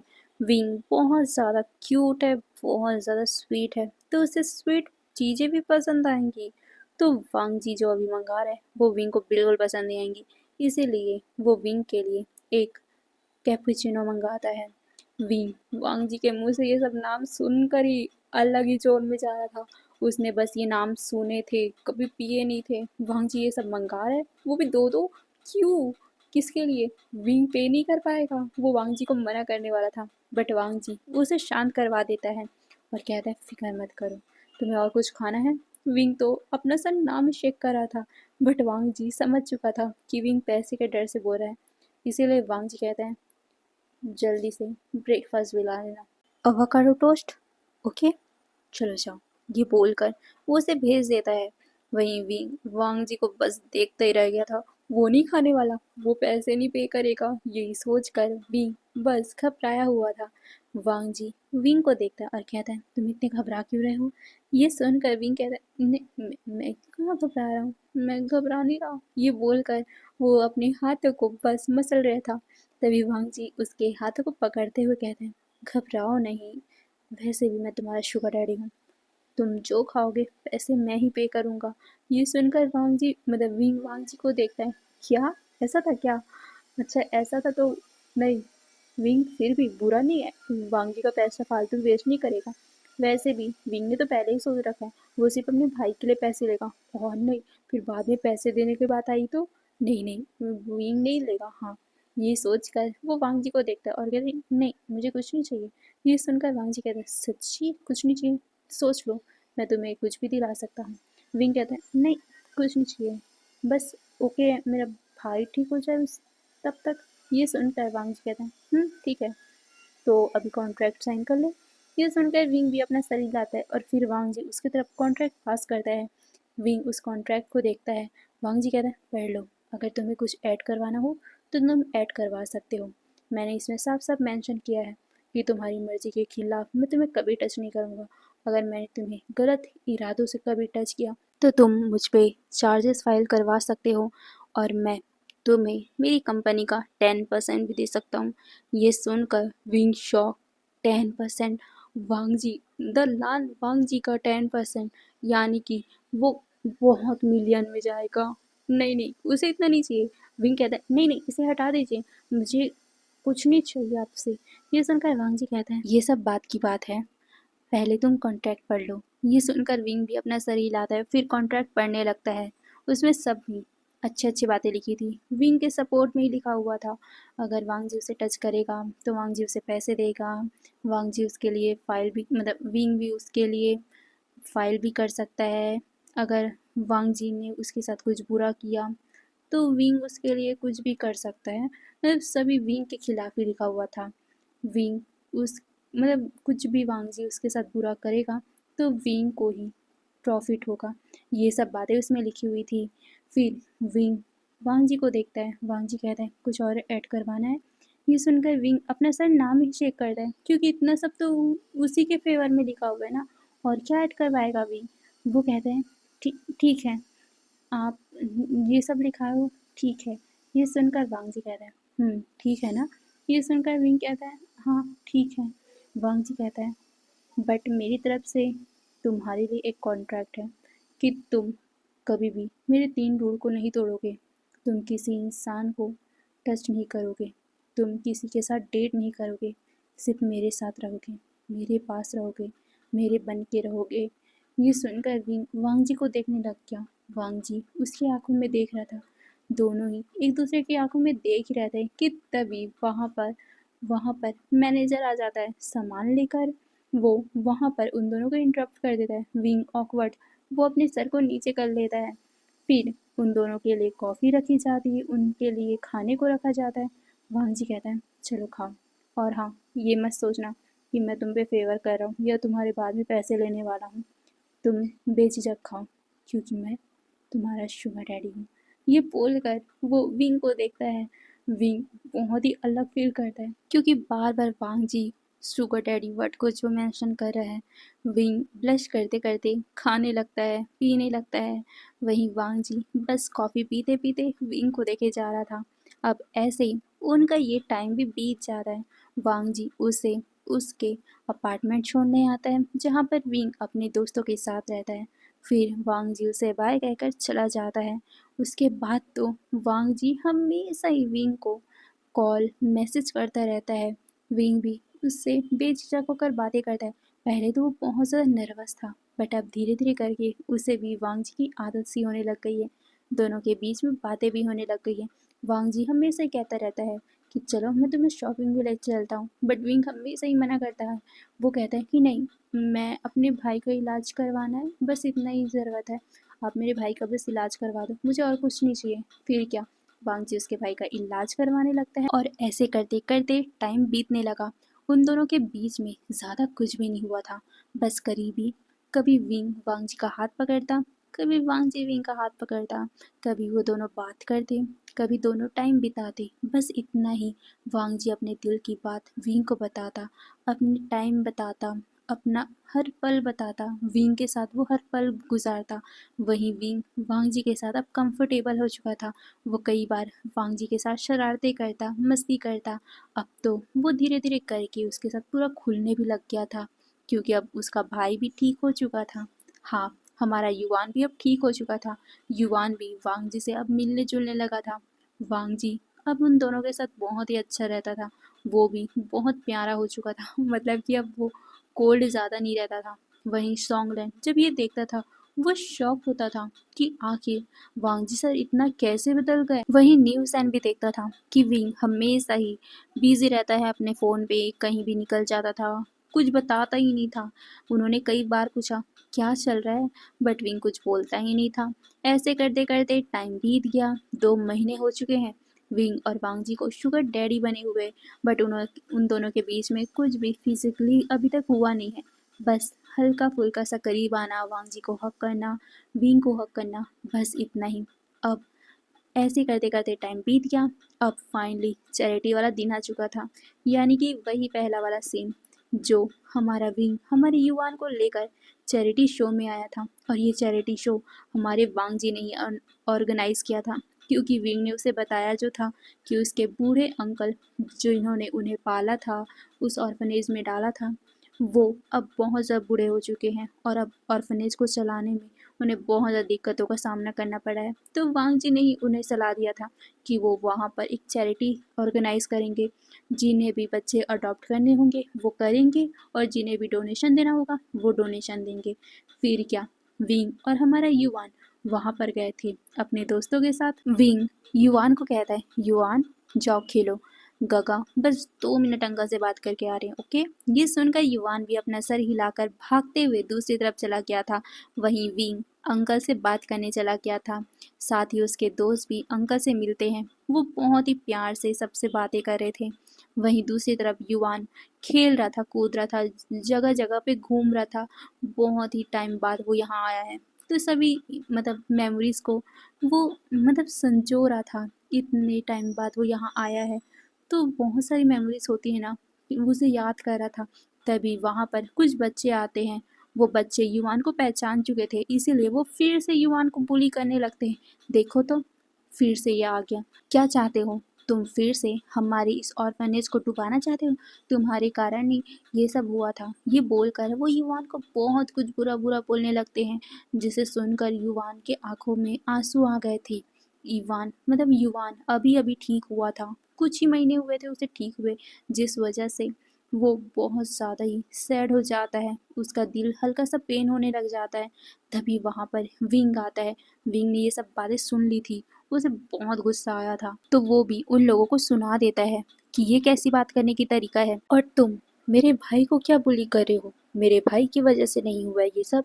मेरा भाई भी इसी ऑर्फन में पला बढ़ा है। मेरे भाई का तबीयत खराब हो गया था, तो बस अंकल ने उसकी मदद की है, बट हम लोगों ने कभी भी तुम लोगों का हक नहीं छीना है, समझ गए?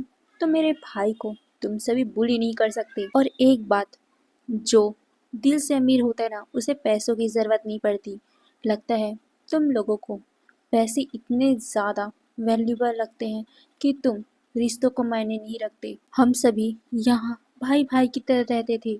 एक भाई को अगर कुछ हो तो दूसरा सपोर्ट करेगा, बट नहीं, तुम लोगों को तो अपनी ही पड़ी हुई है। और युवान की वजह से तुम्हें क्या नहीं मिला? हाँ, क्या नहीं मिला? अंकल से जाके पूछो, क्या तुम्हें मिला है, क्या नहीं मिला है? युवान की वजह से आज तुम यहाँ जो खड़े हो ना, वो सिर्फ युवान की वजह से है, समझ गए?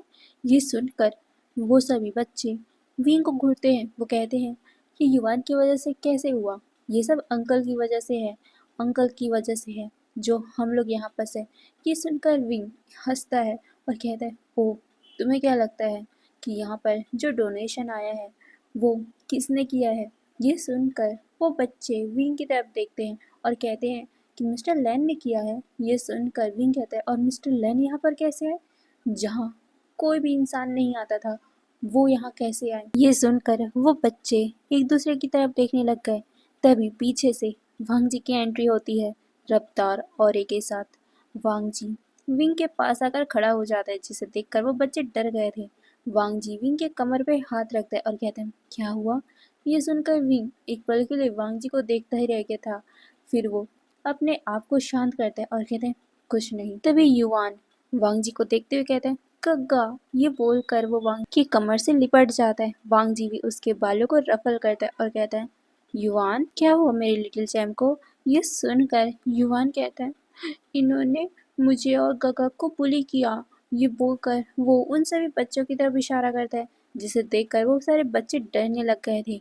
वांग जी उन सभी की तरफ को लुक देता है। फिर वो कुछ न कहकर युवान की तरफ देखता है और कहता है, तुम क्या चाहते हो? मैं क्या करूं? मैं इन्हें पनिश करूं? ये सुनकर युवान कहते हैं, नहीं करो, मत करो।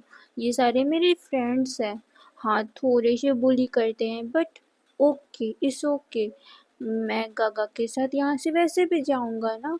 मैं तो आपके साथ रहूंगा। ये सुनकर वांग जी मुस्कुराता है और कहता है, ठीक है, बट आज के बाद इन लोगों ने तुम्हें कुछ भी बोला ना, तो मैं भूल जाऊंगा। ये बोलकर वो उन लोगों की तरफ गुस्से से देखता है। वो सारे लोग डर गए थे और वो वांग जी को ग्रीट करते हुए माफी मांगते और वहां से भाग गए थे। विंग वांग जी की तरफ देखता है और कहता है, लानजान, ये सब बातें छोड़ो, हो गया क्या पूरा? ये सुनकर वांग जी कहता है, सारे लोग आ चुके हैं और कुछ ही टाइम में ऑर्फनेज का डोनेशन स्टार्ट होने वाला है। चलो चलते हैं। ये सुनकर विंग भी अपना सर हिलाकर जाने लगता है कि तभी पीछे से विंग के सारे दोस्त विंग को पकड़ लेते हैं। विंग तो शॉक ही हो गया था। वांग जी उन सबको देखता है। वो सारे लोग एक पल के लिए डर गए थे, बट फिर कहते हैं, मिस्टर लैन, हमें विंग से 2 मिनट काम है। हाँ, विंग को ले जा रहे हैं। ये बोलकर वो विंग का हाथ पकड़ते हैं और खींचते हुए दूसरी तरफ ले जाते हैं। विंग कंफ्यूजन से उन लोगों को देखता है और कहता है, क्या हुआ तुम लोगों को? ये सुनकर न्यूसन मुंह बनाते हुए कहता है, विंग, ये क्या चल रहा है? मिस्टर लैन तुम्हारे साथ क्या कर रहे हैं? और तुम दोनों कैसे एक दूसरे को जानते हो? मतलब हाँ, मुझे पता है कि मैंने तुम लोगों को मिलवाया था, बट इतने करीब कैसे? और मिस्टर लैन तुम्हें मुस्कुरा कर देख रहे थे। युवान से भी मिला उन्होंने, और साथ ही डोनेशन, क्या वो ही डोनेशन दे रहे हैं? हाँ, मुझे पता है वही दे रहे हैं, बट कैसे यार, मुझे कुछ समझ नहीं आ रहा है। ये सुनकर विंग थोड़ा सा नर्वस होता है और फिर वो फाइनली डिसाइड करता है कि वो अपने दोस्तों को बता ही देगा। फिर वो अपने दोस्तों को पूरी कहानी बता देता है कि कैसे वो वांग जी का शुगर डैडी बनने को तैयार, मतलब शुगर बेबी बनने को तैयार हुआ, और कैसे उनका रिलेशन चल रहा है। न्यू सैन तो शॉक था। शुया मतलब साव सिन चैन तो विंग को देखते कहता, विंग, मैंने तुम्हें मना किया था ना, और उन्होंने तुम्हें टच तो नहीं किया ना? ये सुनकर विंग कहता है, नहीं, उन्होंने तो साफ साफ बोल दिया है कि अगर उन्होंने ज़्यादा लिमिट क्रॉस की या मुझे ऑफेंड फील हुआ तो मैं उनके लिए केस भी कर सकता हूँ, और वो मुझे 10% अपनी मतलब कंपनी में भी दे देंगे। ये सुनकर न्यूज़ सुनकर वो खुला का खुला रह गया था। 10%? बाप रे वीक, अगर तुम्हें 10% मिला ना, तो तुम तो मिलियनर बन जाओगे यार। ये सुनकर विंग कहता है, तुम अशुभ क्यों सोच रहे हो? मैं उनके ऊपर केस क्यों करूँगा? ये सुनकर न्यूज़ कहता है, सच में यार मिस्टर एन कितने ज़्यादा अच्छे हैं। हाय, काश मेरी किस्मत तुम्हारे जैसी होती। ये सुनकर विंग उसके तरफ देखता है और कहता है, बट मिस्टर शॉन्गलैंड भी अच्छे हैं ना? तुम्हारे वो कितना ख्याल रखते हैं। तुम ऐसी कैसे बात सोच सकते हो न्यूसन? ये सुनकर न्यूसन कहते, आ विंग, मैं तो बस बोल रहा था ना। ठीक है, मैं नहीं बोलता, आई एम सॉरी, बट अरे यार, तुम्हारी लाइफ कितनी अच्छी है। मिस्टर लैन कितने प्यारे हैं। वैसे विंग, तुम दोनों के रिलेशन को 2 महीने तो हो ही गए होंगे ना? तुम दोनों सच में कुछ भी नहीं किए? ये सुनकर विंग कहता है, नहीं, कुछ नहीं हुआ है। ये सुनकर निप्सन कहता है, कुछ नहीं हुआ है, और लैन मतलब मिस्टर लैन तुम्हारी मदद कर रहे हैं। क्या मतलब उनके दिल में क्या है? ऐसे कोई इंसान थोड़ी ना किसी की मदद करता है विंग। ये सुनकर विंग एक पल के लिए सोच में पड़ गया था। सच में, बट मिस्टर लैन ने तो पहले ही बोल दिया था ना कि उनके दिल में कुछ है जो वो फील करते, बट वो समझ नहीं पा रहे। विंग उस बात को अपने दोस्तों को भी बताता है। ये सुनकर न्यू सन विंग को टीज करते हुए कहता है, लगता है मिस्टर लैन को तुम पे क्रश है। ये सुनकर विंग शॉक, क्या? क्या बकवास कर रहे हो, ऐसा कुछ नहीं होगा। क्योंकि विंग तो कितना गरीब है और वो तो एक नॉर्मल से इंसान है, मिस्टर लैन उसके ऊपर क्रश कैसे रख सकते हैं। ये सुनकर न्यूज़ एंड कहते हैं विंग तुम नहीं सोच सकते, देखो मिस्टर लैन तुम्हारे लिए सब कुछ कर रहे हैं, तुम्हारी मर्जी के खिलाफ तुम्हें छू भी नहीं रहे हैं। और शुगर डैडी वाले खेल में ऐसा होता है कि अगर हम आपसे कुछ ले रहे हैं तो हमें भी आपको कुछ देना पड़ता है, और ख़ासकर जिस्म तो देनी ही पड़ती है। बट मिस्टर लैन कितने प्यारे हैं, वो तुम्हारी मर्जी के बिना तुम्हें छू नहीं रहे हैं, नहीं तो उनका पूरा हक है तुम पे। तुम बहुत ज़्यादा लकी हो वी, मुझे पक्का यकीन है मिस्टर लैन तुम्हें पसंद करते हैं। ये सुनकर विंग का कान पूरा रेड हो गया था। तभी न्यूज़ कह रहा है विंग मैं सच कह रहा हूँ यार, पक्का मिस्टर लैन तुमसे प्यार करते हैं, इसीलिए तो वो इतना कुछ कर रहे तुम्हारे लिए। ये सुनकर विंग का पूरा चीख ही रेड हो गया था। तभी पीछे से अंकल की आवाज़ आती, विंग नी हुसैन शॉशिंचन चलो डोनेशन स्टार्ट होने वाला है। ये सुनकर विंग अपना सर हिलाता है और वो नी हुसैन को इशारों में मना करके वहाँ से भाग जाता है। नी हुसैन तो शॉशिंचन को कहता गया, अरे यार मुझे पक्का यकीन है मिस्टर लैन विंग को पसंद करते हैं, वो शुगर डैडी वाला बस तो ऐसे दिखावा है, बट वो विंग के साथ बस रहना चाहते हैं। ये बोलकर वो शॉशिंचन को बता रहा था, वही शॉशिंचन भी कह रहा था शायद तक हो सकता है, क्योंकि सच में शुगर डैडी वाले खेल में हमेशा ही जिस्म का सौदा होता ही है, बट यहाँ पर वांग जी कितना प्यारा है, वो विंग को छू नहीं रहा है। सच में ऐसा हो सकता है, ये बात वो लोग सोचते हुए जाते हैं। विंग भागते हुए वांग जी से बम्प हो जाता है। वांग जी विंग को कैच करता है और कहते हैं संभल के। ये सुनकर विंग और भी ज़्यादा रेड हो जाता है। विंग वांग जी को देखता है, वांग जी उसके फेस को जब रेड होते हुए देखता है वो कंसर्न हो गया था। कहता है क्या हुआ, बुखार है क्या? ये बोलकर वो उसके पूरे फेस को टच करता है। विंग का फेस सच में और भी ज़्यादा रेड होते जा रहा था। वांग जी कहता है तबीयत खराब है, डॉक्टर के पास चले। ये सुनकर विंग अपना सर ना में शेक करता है और कहता है नहीं मैं ठीक हूँ। मैं ये बोलकर वो जल्दी से खड़ा हो जाता है और कहता है वो डोनेशन स्टार्ट हो गया होगा ना। ये सुनकर वांग जी अपना सर हिलाता है और कहता है हाँ बट विंग तुम बहुत ज़्यादा लाल हो गए हो, तुम्हारी तबीयत खराब तो नहीं है ना। ये सुनकर विंग अपना सर ना में शेक करता है और कहते नहीं मैं ठीक हूँ, हाँ हम चलते हैं। ये बोलकर वो सीधा वहाँ से चला गया था।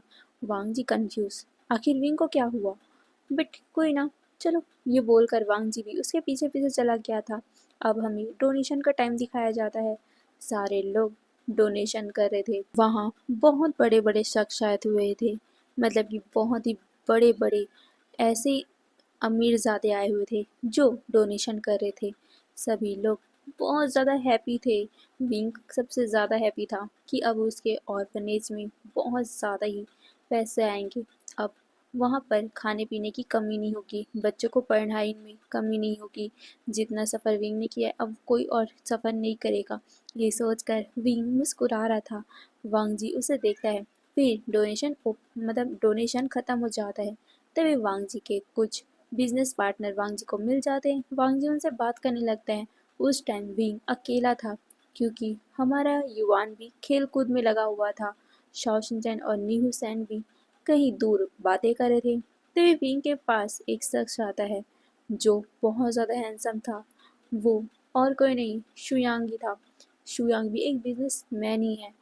जब उसने विंग को देखा था पहली नज़र में ही वो विंग को पसंद करने लग गया था, या कहूँ तो उसकी तरफ अट्रैक्टेड हो गया था, क्योंकि विंग है ही इतना सुंदर। वो विंग के पास आता है और कहता है क्या तुम इस ऑर्फनेज में रहते हो? ये सुनकर विंग अपना सर हिलाता है और कहते हैं नहीं मतलब हाँ भी नहीं भी, क्योंकि मैं पहले रहता था, मैं पला बड़ा यही हूँ, बट अब मैं बड़ा हो चुका हूँ ना तो मैं खुद ही बाहर अपना। ये सुनकर शुयंग कहता है ओ तो तुम्हारा कोई बॉयफ्रेंड? ये बोलकर वो विंग के साथ फ्लर्ट करने लगता है। विंग एक पल के लिए हिचक गया था। वो वांग जी की तरफ देखता है जो अपने बिजनेस पार्टनर के साथ बातें कर रहा है। विंग वांग जी को देखकर सोचता है बॉयफ्रेंड, वो नहीं, वो तो मेरे बॉयफ्रेंड नहीं है, शुगर डैडी हैं। रिश्ता कुछ पता नहीं। नहीं मेरा कोई भी नहीं है। ये बोलकर वो शुयांग की तरफ देखता है। शुयांग कहता है ओ दैट्स गुड। तो किसी लव रिलेशन में किसी को पसंद करते हो? ये सुनकर विंग एक बार फिर से वांग जी की तरफ देखता है, बट वो धीरे से अपने आप में ही कहता है, मैं मिस्टर लैन के लायक नहीं हूँ। मैं उन्हें पसंद करूँ या ना करूँ, बट क्या फ़र्क पड़ता है? ये बोलते हुए वो अपना सर नीचे करते हुए अपने सर ना में शेक करता है, जिसे देखकर शिवंग कहता है, तो आगे का क्या प्लान है? ये सुनकर विंग कहता है, आगे का नॉर्मली काम करूँगा, अपने भाई को अच्छा एजुकेशन दूंगा, और फिर क्या? ये बोलते हुए शुयांग विंग को देखता है। विंग कहता है, फिर क्या? बस ऐसे ही। ये सुनकर शुयांग कहता है, शादी वादी? ये सुनकर विंग कहता है, शादी? मैं मतलब हाँ, कर सकते हैं, बट अभी डिसाइडेड नहीं है, कोई पसंद नहीं है। ये बोलते हुए वो वांग जी की तरफ देखता है। शिवंग कहता है, तो क्यों ना हम लोग ट्राई करें? ये सुनकर विंग शॉक, क्या? वो शिवंग की तरफ देखता है। शिवंग कहता है, असल में मुझे तुम पसंद आए हो, तो मैं सोच रहा हूँ कि क्यों ना हम ट्राई करते हैं कुछ टाइम की डेटिंग। मैं तुम्हारे साथ रहना चाहता हूँ, मैं तुम्हें एक्सप्लोर करना चाहता हूँ, मैं तुम्हारे साथ लाइफ की भी बातें आगे कर सकता हूँ, मैं तुम्हें अच्छी लाइफ दे सकता हूँ। ये सुनकर विंग शियांग की तरफ देखता है। वो कुछ कह पाता कि अचानक ही वहाँ पर वांग जी की एंट्री होती है। वांग जी शियांग का कॉलर ही पकड़ लेता है और कहता है, क्या बकवास कर रहे हो तुमने मेरे विंग को प्रपोज करने की हिम्मत भी कैसे की? ये सुनकर शुयांग अपने हाथ से वांग जी का हाथ हटाते हुए कहता है, मिस्टर लैन, आपको इससे क्या है? वैसे भी विभूषण ने तो कहा कि उसका कोई बॉयफ्रेंड नहीं है, ना ही वो किसी को पसंद करता है, तो मैंने बस अपना चांस लिया है। आपको इतनी जलन क्यों हो रही है? ये सुनकर वांग जी की आंखें नैरो हो गई थी। विंग ने ऐसा कहा कि वो किसी को प्यार नहीं करता? क्या 2 महीने में विंग को वांग जी से प्यार नहीं हुआ? वांग जी ने तो पूरी कोशिश की थी कि विंग उसके तरफ अट्रैक्टेड हो, उससे प्यार करे। क्या कमी रह गई थी वांग जी में? यही सोचते हुए वांग जी विंग को एक लुक देता है। वहीं विंग हल्का सा डर गया था। वांग जी कहते हैं, इससे तुम्हें कोई मतलब नहीं होना चाहिए। विंग मेरा है, समझकर, और आइंदा उसकी तरफ देखा बिना तो तुम्हारा बहुत बुरा हाल कर दूंगा। ये बोलकर वो उसे धक्का देता है और फिर वो विंग का हाथ पकड़ के वहां से खींचते हुए ले जाता है।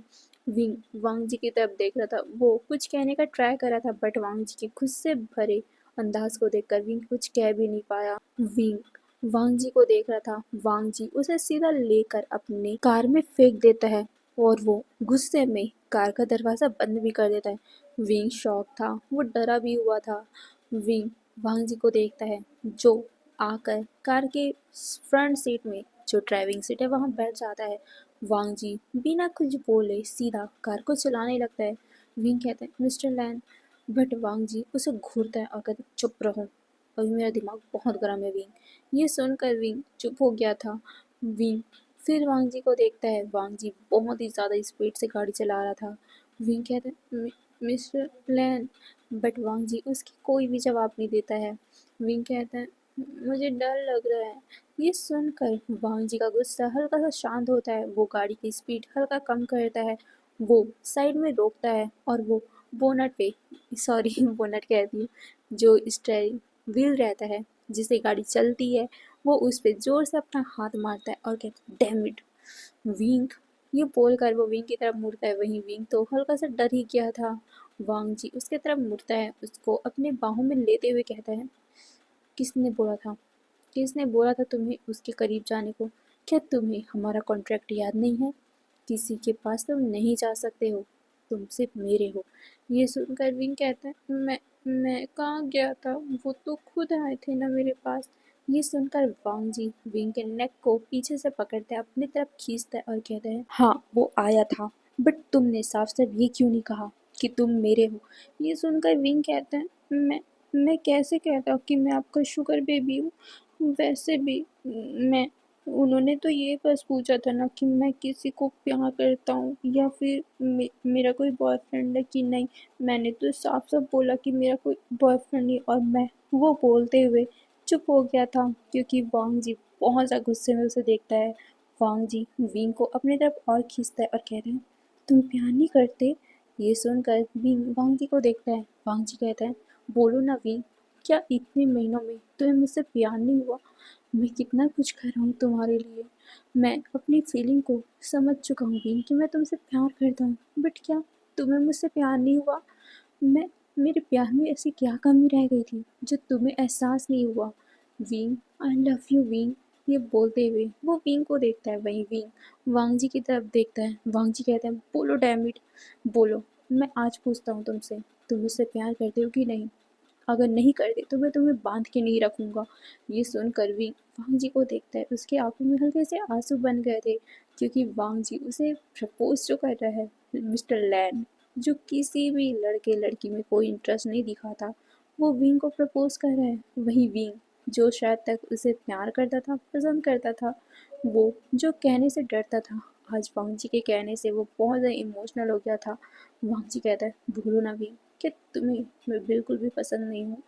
क्या मैं तुम तुम्हारे लायक नहीं हुई? ये सुनकर विंग कहता है, नहीं, ऐसी बात नहीं है, आप तो बहुत प्यारे हो, मैं आपके लायक नहीं हूँ। ये सुनकर वांग जी कहते हैं, विंग ऐसा बिल्कुल नहीं है, जबकि तुम सबसे ज़्यादा मेरे लायक हो। मेरी ज़िंदगी में तुम्हारे अलावा कोई नहीं आ सकता, समझ गए? ये बोलते हुए वो विंग को किस कर लेता है। विंग शॉक, क्योंकि ये उनका पहला किस था। वांग जी उसे बहुत ही प्यार से बट इंटेंस से, बहुत ही मतलब रफली किस करता है। उस टाइम में जब विंग की सांसें उखड़ने लगती है, तब जाके वांग जी छोड़ता है। वांग जी कहता है, wing I love you. Wing की तो आंसू ही निकल पड़े थे। विंग वांग जी को देखता है। वांग जी कहता है, बोलना विंग, क्या तुम मुझसे प्यार नहीं करते? अगर तुम मुझसे प्यार नहीं करते तो मैं तुम्हें फोर्स नहीं करूँगा। ये सुनकर विंग कहता है, मैं ये बोलकर वो वांग जी को देखता है और कहता है, मैं भी करता हूँ। ये सुनते ही वांग जी इतना ज़्यादा हैप्पी हो गया था कि वो सीधा ही विंग को गले लगा लेता है। वो विंग के नेक को बार बार किस करने लगता है। वो कहता है, I love you wing, thank you so much मेरे प्यार को एक्सेप्ट करने के लिए। ये सुनकर विंग शॉक था। वो कहता है, इसमें मेरी किस्मत है, मैं आपको पसंद आया। ये सुनकर वांग जी कहते हैं, नहीं, इसमें मेरी किस्मत है कि तुम मुझे मिले हो। ये सुनकर विंग बहुत ज़्यादा हैप्पी हो गया था। वांग जी विंग को देखता है। अचानक ही वो फिर से किस करने लगते हैं। और कब उनका ये प्यारा सा किस मोमेंट लॉन्ग बनता गया, पता भी नहीं चला। उसके बाद तो उन दोनों का सेशन कहाँ तक गया, दोनों को यकीन भी नहीं हुआ। दोनों उस कार से कब वांग जी के अपार्टमेंट गए, कब उस अपार्टमेंट में उनका वो प्यारा सा किस इतना हॉट, इतना इंटेंस हो गया, पता भी नहीं चला। और उसके बाद वो दोनों कब बेड पे आ गए, कब उन दोनों का पहला बार वो रोमांस कंप्लीट भी हो गया। सच में ये पल तो समझ ही नहीं आया। विंग वांग जी की बाहों में सिमटा हुआ था, क्योंकि उसे बहुत ज़्यादा शर्म आ रही थी। वहीं वांग जी मुस्कुराते हुए विंग को देख रहा था। सच में ये पल एकदम यूनिक है उसके लिए। वो खुद समझ नहीं पाया कि ये सब क्या से कैसे हो गया। बट कुछ भी हो, अब विंग उसका है, उसका। ये बोलते हुए वांग जी विंग के फॉरहेड पे किस करता है। फिर दोनों ही आराम से सो जाते हैं। अब हमें अगली सुबह का सीन दिखाया जाता है। सुबह सुबह सूरज की धूप विंग के फेस पे पड़ी थी, जिसे देखकर वांग जी मुस्कुरा रहा था, क्योंकि विंग और भी ज़्यादा शाइन कर रहा था। वांग जी विंग के फॉरहेड पे किस करते हुए उसे गुड मॉर्निंग विश करता है। बट विंग अभी भी नहीं उठना चाहता था, क्योंकि कल की उस सेशन से विंग बहुत ज़्यादा थका हुआ है। विंग वांग जी को हल्का मुस्कुराता है, बट अपनी आंखें ओपन नहीं करता है, जिसे देखकर वांग जी मुस्कुराता है। और फिर वो फ्रेश अप होता है। फ्रेश अप होने के बाद वो विंग के लिए अपने हाथों से कॉफ़ी बना के ले आता है। वांग जी विंग को उठने में मदद करता है। विंग वांग जी को देखता है, बट जैसे ही उसके हाथों में वो कॉफ़ी का मग देखता है, वो सरप्राइज। ये नहीं कि वांग जी ने कॉफ़ी बनाया, इसलिए क्योंकि उस कॉफ़ी के मग में मिस्टर लैन और मिसेस लैन लिखा हुआ था, यानी कि हमारा विंग और हमारे वांग जी का नाम लिखा हुआ था, वांगशन। ये देखकर विंग सरप्राइज था। वो वांग जी को देखता है। वो कहता है, ये आपने कब बनवाया? ये सुनकर वांग जी कहता है, उस दिन जिस दिन मैंने पहली बार तुम्हें मेरे कपड़ों में देखा था, ये सुनकर विंग को वो सीन याद आता है। उस दिन बहुत तेज बारिश हो रही थी। विंग हॉस्पिटल से वांग जी के पास ही आया हुआ था, क्योंकि वांग जी के पास आना उसकी ड्यूटी थी। विंग वांग जी के पास आया था, बट उसके कपड़े पूरे गीले हो चुके थे। उसने डबल कपड़े भी नहीं लाए थे, जिस वजह से उसके पास कोई कपड़े भी नहीं थे। वांग जी ने उसे अपना शर्ट दिया था। वांग जी का शर्ट इतना लॉन्ग था उसके लिए कि वो तो पूरा उसके थाइस को भी कवर करा था, तो नीचे में उसके लिए कुछ था ही नहीं। उस दिन वांग जी को तो ऐसा मन कर रहा था कि मानो वो विंग को खा ही जाए, बट उसने अपने आप को कंट्रोल किया था। बट उसी पल ही वांग जी ने सोच लिया था कि वो विंग को अपनी वाइफ बनाएगा, मिसेस लैन बनाएगा। ये बात सुनते ही विंग का तो पूरा फेस रेड हो गया। वो वांग जी को देखता है। वांग जी उसके पास आता है, उसके हाथों को पकड़ता है और एक रिंग साइड वाले ड्रॉर से निकालते हुए कहता है, wing, will you marry me? ये सुनकर अचानक ही विंग के आंखों से तो आंसू ही निकल पड़े थे। उसने कभी सोचा ही नहीं था कि वांग जी उससे शादी करने की बातें करेगा। मतलब ये उसके लिए सपने की तरीके हैं। वांग जी उससे प्रपोज कर रहे हैं। इतना बिलीनियर इंसान उससे प्रपोज कर रहे हैं। उसकी लाइफ में तो कुछ भी नहीं है, बट वांग जी उसे अपना बनाना चाहता है। ये उसके लिए बहुत बड़ी बात है। विंग वांग जी को टाइटली गले लगा लेता है और वो अपना सर हाँ में हिलाता है, जिसे देखकर वांग जी मुस्कुराता है। फिर क्या, उसी दिन ही वांग जी ने डिसाइड कर लिया था कि वो जल्द से जल्द विंग से शादी करेगा। और क्या, शादी की प्रिपरेशन भी स्टार्ट हो जाती है। वांग जी विंग को लेकर अपने अंकल और अपने काका से मिलने जाता है। वो दोनों तो सरप्राइज ही हो गए थे वांग जी को किसी लड़की के साथ देखकर, बट कोई ना, वांग जी अपनी लाइफ में आगे बढ़ रहे। उनके लिए भी ये खुशी की बात थी, इसीलिए उन लोगों ने भी विंग को एक्सेप्ट कर लिया। विंग तो बहुत सा घबराया हुआ था, बट वांग जी ने उसे संभाला। उसके बाद विंग के सारे दोस्तों को भी ये बात पता चली कि विंग अब शादी करने वाला है। विंग के दोस्त बहुत ज़्यादा खुश थे, बट बहुत ज़्यादा ही शॉक भी थे। विंग का भाई युवान भी बहुत ज़्यादा खुश था, क्योंकि अब उसके गगा की शादी होने वाली है। विंग अपने भाई के साथ और अपने दोस्तों के साथ शॉपिंग पे जाता है। वहाँ उन लोगों ने बहुत ज़्यादा शॉपिंग की थी वांग जी के क्रेडिट कार्ड से, क्योंकि वांग जी ने विंग को अपना ब्लैक कार्ड जो दिया हुआ था, उसने कहा था जो चाहिए ले लेना, कंजूसी नहीं करना, क्योंकि मैं शादी को बहुत ज़्यादा स्पेशल बनाना चाहता हूँ, इसीलिए कोई कंजूसी नहीं। ये सुनकर विंग की तो हंसी ही छूट गई थी, क्योंकि उसे एक दिन की बात याद आ रही थी, जब वांग जी ने उसे पहली बार शॉपिंग पे ले गया था। मतलब वांग जी पहली बार विंग को शॉपिंग ले गया था। विंग हर सामानों की रेट देखकर बहुत ज़्यादा शौक था और उसने तो मना ही कर दिया था कि उसे कुछ भी नहीं चाहिए, बट वांग जी ने पूरा शोरूम का कपड़ा ही विंग के लिए खरीद लिया था, जिसे देखकर विंग शौक था और उसने तो वांग जी को बोल भी दिया था, इतने सस्ते कपड़ों को इतने महंगे में बेच रहे हैं, क्या लूट रहे हैं ये सब हमें? नहीं, हमें नहीं चाहिए, वापस कर दीजिए, पैसे वेस्ट मत कीजिए। और वही बात याद करके अभी विंग को हंसी आ गई थी। विंग अब बहुत अच्छे से शॉपिंग करता है अपने दोस्तों के लिए, अपने भाई के लिए। वो बहुत सारे तोहफे लेता है, बहुत सारे कपड़े भी लेता है। वो लोग भी बहुत ज़्यादा खुश थे। उसके बाद बड़ी धूमधाम से विंग और वांग जी की शादी करवाई जाती है। वांग Ji, the lawn Wang ji, billionaire, वो जो किसी भी इंसान के पास, किसी भी लड़की के पास नहीं जाता था, आज उसकी शादी हो रही एक बॉय से। मतलब बॉय से बहुत ज़्यादा शॉकिंग था, बट वो खुश भी थे। मतलब लोगों को ज़्यादा फ़र्क नहीं पड़ रहा था, क्योंकि विंग भी बहुत ज़्यादा खूबसूरत था। विंग और वांग जी जब एक साथ खड़े हो रहे थे, तब सच में वो बहुत ही प्यारे लग रहे थे, बहुत ही अच्छे कपल लग रहे थे। इसीलिए सभी लोग उनकी तारीफ़ें भी कर रहे थे।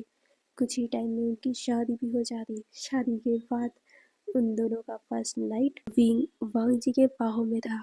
वांग जी कहते हैं, तुम ना अपने दोस्तों को, अपने भाई को बता दो कि एक सप्ताह तक तुम तुम उनसे बात नहीं कर पाओगे। ये सुनकर विंग कहता है, क्यों भला, ऐसा क्यों? ये सुनकर वांग जी कहते हैं, क्योंकि मैं तुम्हें टाइम ही नहीं दूंगा। ये बोलकर वो उसके ऊपर फिर से आ जाता है। ये देखकर विंग शॉक हो गया था। वांग जी ने अभी अभी ही पूरे 5 राउंड कंप्लीट किए हैं, फिर भी वांग जी का मन नहीं भरा। विंग वांग जी को रोकने की कोशिश कर रहा था, बट वांग जी तो रुकने का नाम ही नहीं लेता और वो विंग के साथ फिर से इंटीमेट होने लग जाता है। अब हमें टाइम स्किप करके दिखाया जाता है। पूरे के पूरे 5 साल बीत चुके थे। ऑफिस का सीन। वांग जी काम कर रहा था, तभी उसके पास एक लड़की आती है। वो उसकी सेक्रेटरी थी, या कहूँ तो उसकी टेम्परेरी न्यू असिस्टेंट थी। असल में हमारा विंग वांग जी का सेक्रेटरी था, बट विंग की प्रेगनेंसी के कारण वो कुछ टाइम लीव पे गया है। हाँ, विंग प्रेग्नेंट है। ऐसा नहीं है कि उसका पहला बेबी है, ये उसका तीसरा बेबी है। एक बच्चा 4 साल का है, दूसरा बच्चा 2 साल का है और अब ये तीसरा आने वाला है। विंग वैसे तो नहीं जाना था काम से उसे, बट वांग जी ने उसे खास कर बोला था कि विंग ज़्यादा लोड नहीं लेने का, मैं हूँ ना, मैं काम संभाल लूँगा। बट काम ज़्यादा हो रहा था और विंग को भी पता था कि अगर वांग जी पूरा काम मैं अकेले करेगा तो उसे घर आने में भी लेट होगा। इसलिए विंग ने सुझाव दिया कि क्यों ना तुम टेम्परेरी किसी असिस्टेंट को रख लो। फिर क्या, वांग जी के लिए एक असिस्टेंट ढूंढा गया, बट क्या पता था कि वो लड़की वांग जी के साथ ही फ्लर्ट करने लग जाएगी। वांग जी 30+ हो चुका है, बट फिर भी बहुत ज़्यादा हैंडसम, बहुत ज़्यादा हॉट दिखता है। उसके साथ तो कोई भी इंगेज होना चाहेगा। वो लड़की भी वांग जी के साथ इंगेज होना चाहती थी, क्योंकि उसे पता चला था कि उसकी वाइफ मतलब कि हमारा विंग प्रेग्नेंट है और वो घर पे है, जिस वजह से वो लड़की इस बात का फ़ायदा उठाती है और वो वांग जी के पास जाकर उसे सेड्यूस करते हुए कहती है, सर, मुझे पता चला कि आपकी वाइफ प्रेग्नेंट है, वो आपको सेटिस्फाइड नहीं कर पा रही है, तो अगर आपको कुछ नीड हो तो मैं आपकी हेल्प कर सकती हूँ। ये बोलते हुए वो वांग जी के साथ फ्लर्ट कर रही थी। वांग जी ये देखकर उसके हाथों को पकड़ता है और कहता है गेट लॉस्ट, बट वो लड़की सुनती ही नहीं। वो तो और भी ज़्यादा वांग जी से चिपकने लगती है, बट तभी अचानक ही धड़ाम से गेट खोलने की आवाज़ आती है। वांग जी और वो लड़की दोनों ही पीछे मुड़ते हैं। वहाँ पर हमारा विंग खड़ा हुआ था अपने बेबी पंख के साथ और अपने 2 शैतान बच्चों के साथ। वो दोनों बच्चे अपने बाबा को किसी एक लड़की के साथ देखते ही अपने दोनों हाथों को अपनी कमर पर रख लेते हैं और वो उस लड़की को बहुत ज़्यादा ही घूर घूर के देखे जा रहे थे। वहीं हमारा विंग प्रेग्नेंट था, उसका मूड स्विंग भी बहुत जल्दी होता था और अपने पति के साथ किसी एक लड़की को देखकर वो कैसे शांत रह सकता था। इसीलिए वो उसके पास जाता है। अचानक ही उसके बालों को बहुत ही टाइट पकड़ता है और खींचता है, जिस वजह से वो लड़की जो अभी वांग जी के पास थी वो दूर चली जाती है। वो अपने आप को छुड़ाने की कोशिश कर रही थी। वो वांग मतलब विंग को चिल्ला रही थी, बट विंग कहता है, तुम्हारी हिम्मत भी कैसे हुई मेरे पति के पास जाने की? तुम्हें क्या लगता है मैं प्रेग्नेंट हूँ इसका मतलब मेरा पति किसी पे भी मुंह मारेगा? मेरा पति मेरा है और वो लॉयल है। तुम जैसी बाजारू लड़कियों की तरफ वो ध्यान भी नहीं देता। और तुम्हें क्या लगता है कि मेरे हस्बैंड को इस हालत में भी मैं सेटिस्फाइड नहीं कर सकता? जो उन्हें तुम्हारी ज़रूरत पड़ेगी पूछ लो उनसे। मैं किसी भी हालत में रहूं, बट मेरा पति मुझसे कभी बोर नहीं हो सकता। ये बोलकर विंग उसे धक्के मारकर उस ऑफिस से बाहर निकालता है और वो लड़की सीधा ही बाहर जाके ज़मीन पे गिरती है। सभी लोग शॉक थे कि आखिर ये हो क्या रहा है। वहीं वो लड़की विंग को देख रही थी। विंग तो उसे गुस्से भरी निगाह से देख रहा था। वहीं वो दोनों बच्चे भी बहुत ज़्यादा गुस्से में थे, इसीलिए वो दोनों जाकर उस लड़की के एक एक तरफ से बालों को खींचने लगते हैं। ये देखकर सभी लोग हंसने लगते हैं। वहीं वो लड़की हमारी युआन और हमारे सिजुई को मारने वाली थी, बट ये देखकर वांग जी को गुस्सा आता है और वो उस लड़की को रोकते हुए कहता है, तुम्हारी इतनी हिम्मत कि तुम मेरे बच्चों को चोट पहुंचाओ? ये बोलकर वो अपने गार्ड्स को बुलवाता है और फिर उसे वो जेल करवा देता है। उसके बाद वांग जी अपने दोनों बच्चों को अपनी गोद में लेकर अंदर आता है। वांग जी उन दोनों को बेंच पे बैठाता है और फिर वो विंग के पास आता है, बट विंग तो उसे इग्नोर करके जाकर सोफे पे बैठ जाता है। वांग जी उसके पीछे आता है, बट विंग तो उससे कोई बात ही नहीं कर रहा था। वांग जी कहता है बॉबी, बट विंग कहता है बात मत करो मुझसे, तुम ऐसे नीच और बदजारू लड़कियों के साथ रह भी कैसे सकते हो, क्या तुम्हें इंसान पर रखना नहीं आता। ये सुनकर वांग जी कहते हैं बट बॉबी, वो लड़की तो तुमने ही डिसाइड किया था, मैंने नहीं, तुमने ही मेरे लिए सेक्रेटरी ढूंढा था। ये सुनकर विंग उसे घूरता है और कहता है इसका मतलब है कि तुम बोल रहे हो इसमें मेरी गलती है। ठीक है, मेरी गलती है, मेरी गलती है ना, ठीक है, अब मुझसे बात मत करना। आप ये बोलकर वो मुंह बना लेता है, वो रोने की एक्टिंग करने लगता है। ये देखकर वो दोनों बच्चे भागकर अपनी मम्मा के पास आते और कहते बाबा बाबा, इसमें हमारी मम्मा की कोई गलती नहीं है।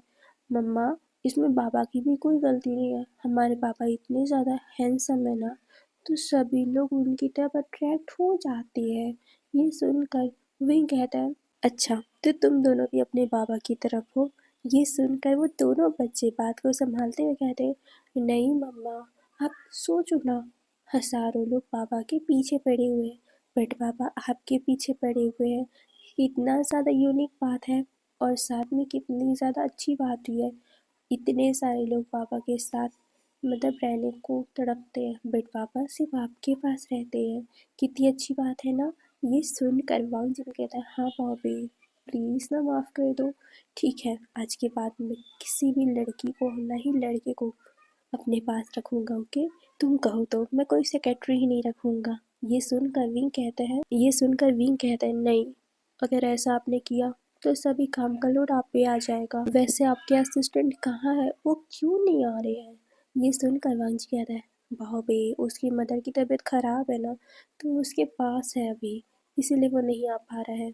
ये सुनकर विंग कहता है तो कोई अच्छा इंसान ढूंढो, ऐसा इंसान नहीं जो आपके ऊपर फ्लर्ट करे। नहीं, आप ना बुरे इंसान को देखो। ये सुनकर वांग जी हंसता है और कहता है अच्छा ठीक है, मेरी बॉबी जैसा बोलेगी वैसा ही करेंगे, ओके। ये सुनकर विंग भी अपना सर हिलाता है। अब हमें टाइम स्किप करके दिखाया जाता है घर का सीन। विंग सोफे पे महारानी की तरह बैठा हुआ था और उसके एक बगल में उसका छोटा सा युवान था, दूसरे बगल में उसका छोटा सा सिजुई था और वो दोनों ही एप्पल काट के हमारे विंग को दे रहे थे। वहीं दूसरी तरफ हमारा वांग जी विंग के लिए खाना बना रहा था। विंग बहुत ज़्यादा इंजॉय करते हुए अपने बेली को रब करते हुए बैठा हुआ था।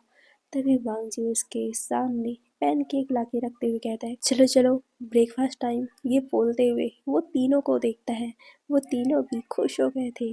फिर वांग जी तीनों को अपने हाथों से खाना खिलाने लगता है, यानी कि पैनकेक खिलाने लगता है। वांग जी विंग को देखते हैं। विंग बहुत ही क्यूटली खा रहा था, जिसे देखकर वांग जी मुस्कुराता है। वो दोनों बच्चे अपने बाबा को देखते हुए कहते हैं बाबा आप भी तो खाओ। ये बोलकर वो दोनों वांग जी को खिलाने लगते हैं। ये देखकर विंग मुस्कुराता है और फिर वो कहता है अच्छा, तो तुम लोग अपने पापा को खिला रहे और मुझे नहीं।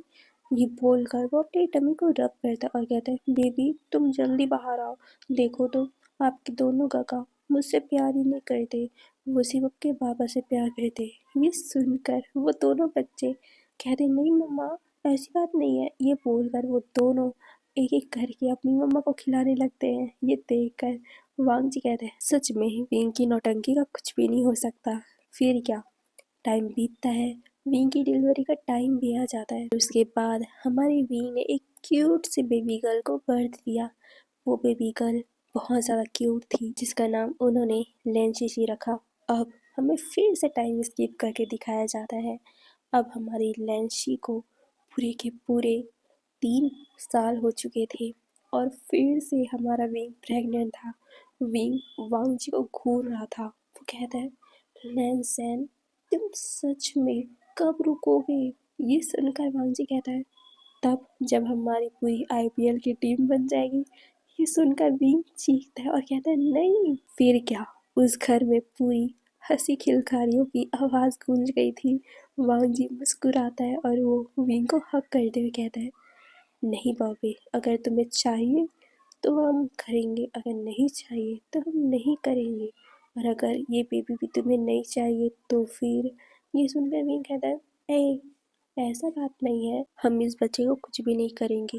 और रही बात आगे की, तो वो देखा जाएगा, बट ये बच्चा तुमने मुझे दिया है तो मैं इसे अबेंडन नहीं कर सकता। ये बोलकर विंग मुस्कुराता है और फिर सभी लोग एक ग्रुप हग करते हैं और इसी में हमारा ये एफएफी ख़त्म होता है।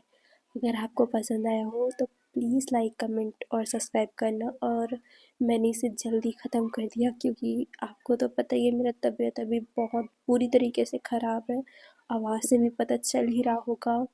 पता है इसको रोक रोक के मैंने कंप्लीट किया है और मैं फ़ायदे मतलब वो जो दूसरे चैनल का भी है उसे भी करूँगी यार। अभी मेरा तबीयत इतना बुरी तरीके से ख़राब हो गया ना कि मैं उसे कंप्लीट नहीं कर पा रही और मैंने सोचा कि मैंने उसे एक ही पूरे पार्ट में कंप्लीट करूँ और एक कंप्लीट पार्ट बनाने के लिए टाइम लग रहा है इसीलिए।